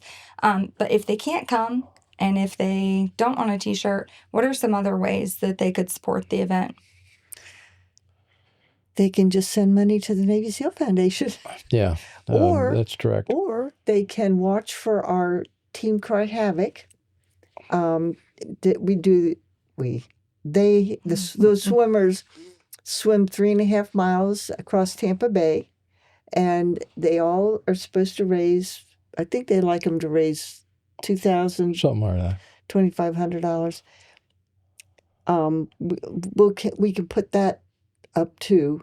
Our actual wine tasting, we initially started it to support the Tampa Bay Frogman Swim, which all their proceeds go to the Navy SEAL Foundation. And we got involved with the swim back in 2014. Well, I think the first year we were swimming was in 2015. Our daughter-in-law, Emily, moved to Tampa in 2013 in the fall. And then she got involved with the swim that January of 14 and said, "Hey, this is a nice event. Maybe you'd be interested." Well, it was just Neil that first year. It was Neil. My brother-in-law, Neil. Brother-in-law, who had been a varsity swimmer in college and still does triathlons, had kind of been eyeing this swim. So he decided to do it. So he signed and he swam it that year, and then that drew in some other old academy guys into it. Our other roommate, Dave, who was also on the swim team. So there's, two late 60s, early 70s guys battling it out for the championship. And then it kind of grew. Regina has swam it numerous times. And so the wine tasting was initially to support the team, and then it still does. We actually funnel the money through Tampa Bay Frogman Swim to the Navy SEAL Foundation through the swim team, but it's all going the same place. It's doing a great job. And it's just, as we've said, the wine tasting is a fun event. It really is. The little venue over there at Great Frogs, kind of a hidden gem. You'd never expect it to be there. Yeah. It's lovely. And a stroke of genius, I have to thank Ginny, is we were doing it in the evenings on a Saturday, and they had their own events there. So it was always, a rush to get everything done. And they said, "Why don't you do it on Sunday?" Because we don't do anything on Sunday. So it turns out it's a pleasant afternoon. We've been blessed with good weather almost every year, except for the first couple when I remember one time it was rainy and cold. And the first year it was, or one of the years it was blowing through. And so that's why we put all those little marbles in those bags. So the bags don't get I flying never away. knew that. I mean, that was a draft. The barn was like it's an old totobacco Yeah, bowl, and it was like Yeah. half of its size because it wasn't finished, and it was pretty damn rustic, and the wind was blowing through. Yeah. And we had done it. It was later in the year. I want to say it was December, wasn't it? Yeah, the first year was in December, and I Yeah. learned that lesson because everybody's got so many things Yeah. going on Sure. in December. So that's why then we moved it into September. But and- anyways, a great thing, and it. And the people that owned Great Frogs Winery, their dad was a CB, as was my dad. So Oh, I have a fun. special place in my heart for them. Yeah. So if people have products that they would like to donate Ah, for the silent auction, we can help facilitate the logistics of that Okay, if they reach that out would to be- us and let us know. Yeah, That would be just great. reach out to us, and we'll get it to yeah, Ginny and that'd Tom probably and be the the crew. easiest thing. So if you want to donate something that could be raffled off or auctioned off Yeah, yeah. to raise Everything money. from like this lovely painting behind I'll us say you're pointing here. at me. I was like, you're auctioning me off. Yes, Jesus. actually, we have auctioned you off before. The I don't think we could talk about that on camera. the green Oh, that's beret. something else. Oh, yeah, my bad. Day on a bay with the green beret. I Yeah, think we yeah. did. There's jewelry. There's Yeah, anything that helps doggy support. baskets. There's Yeah. coffee. There's you name it. Stays we have. I've got a couple feelers out, and but I did get from Wade's Point in on the bay, which is over a little past St. Michael's.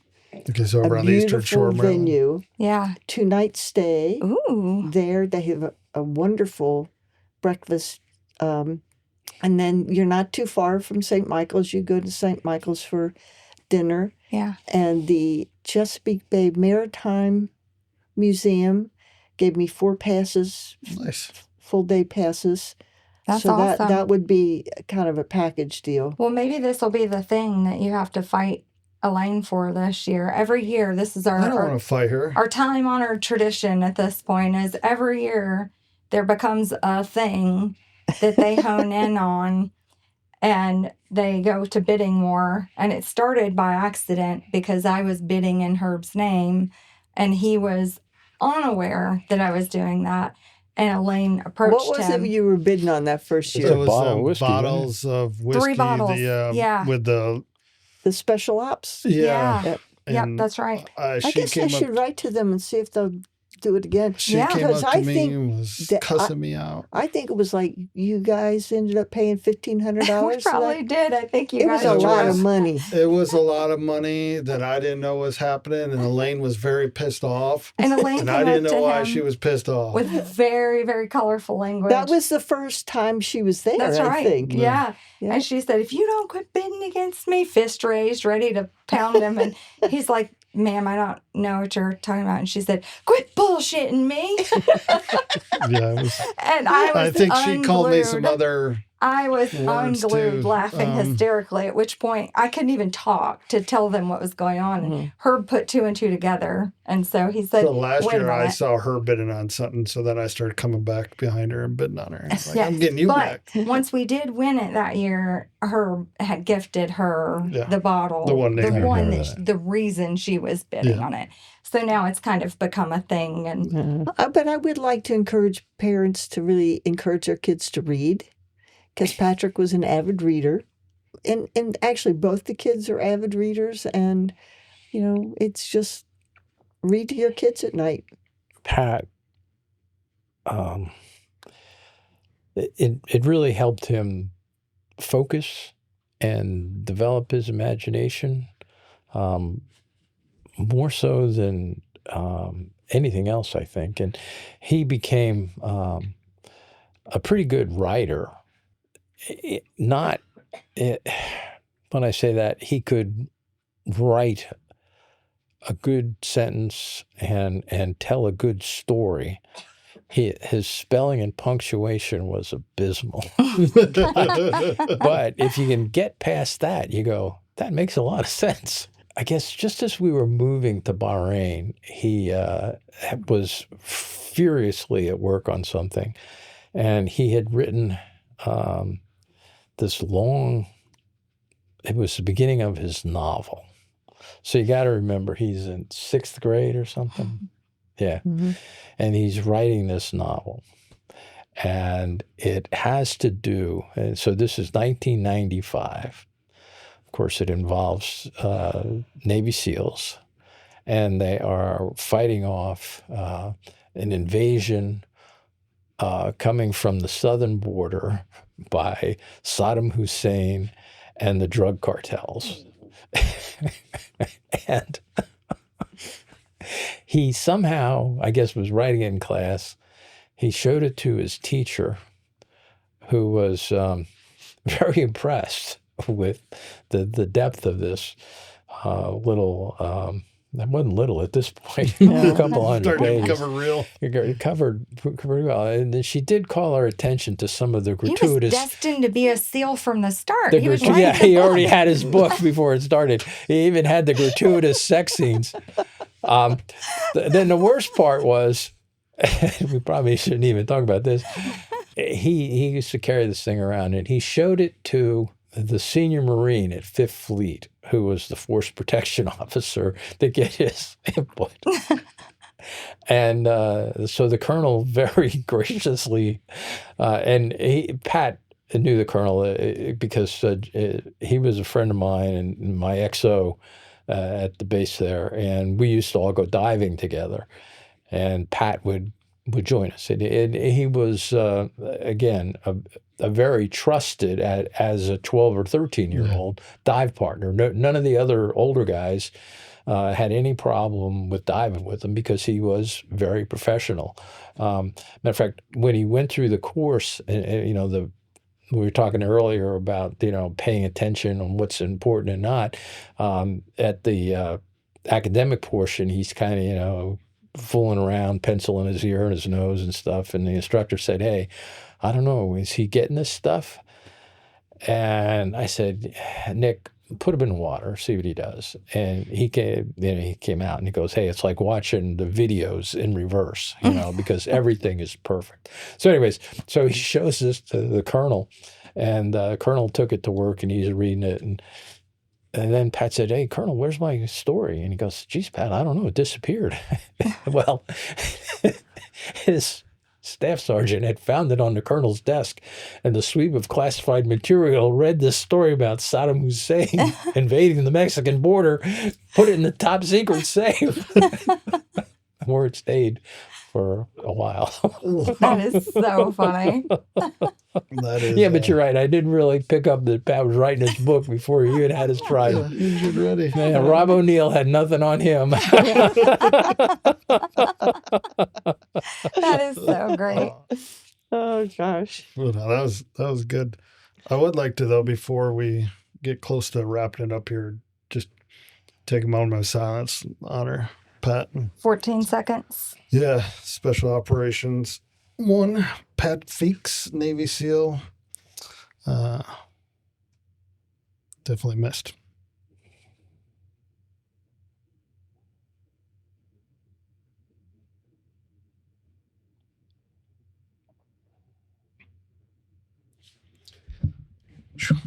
In true fashion, I'm going to find some humor in this because I forgot to start counting.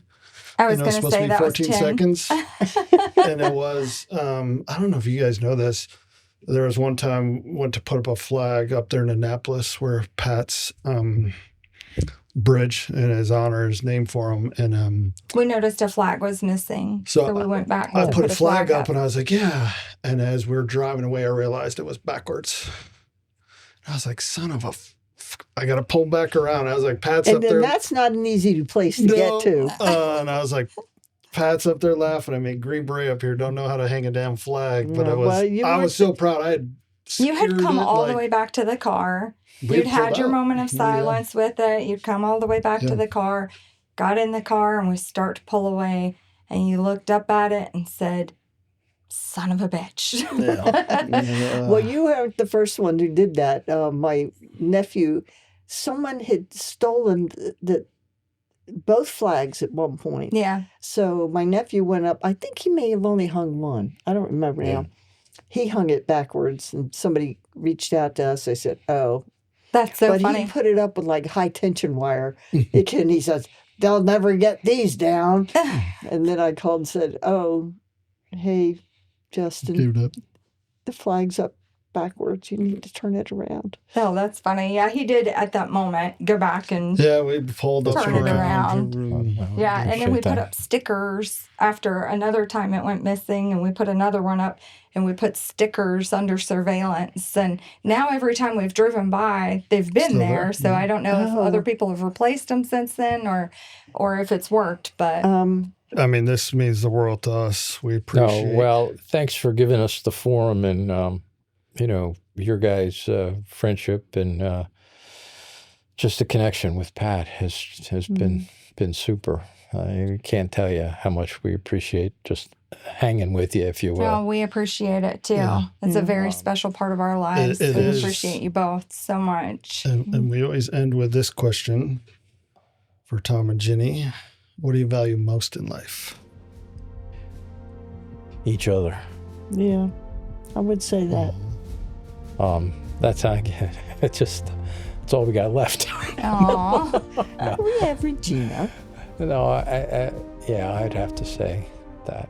Family. Family, yeah, definitely family. Yeah.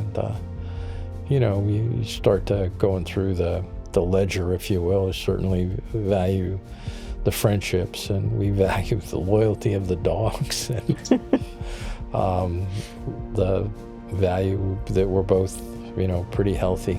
A year ago, we had the little scare with your breast cancer issue, Yeah, but then I've got the eye surgery next week. But by and large, we're just been blessed with good health, and We love you guys. Love you guys, Love both you of you too. so much. Thank you so much for doing this. Thank you. Subscribe, like, and comment, and don't forget to set those notifications. We'll see you next week with another special guest. Until then, own your journey.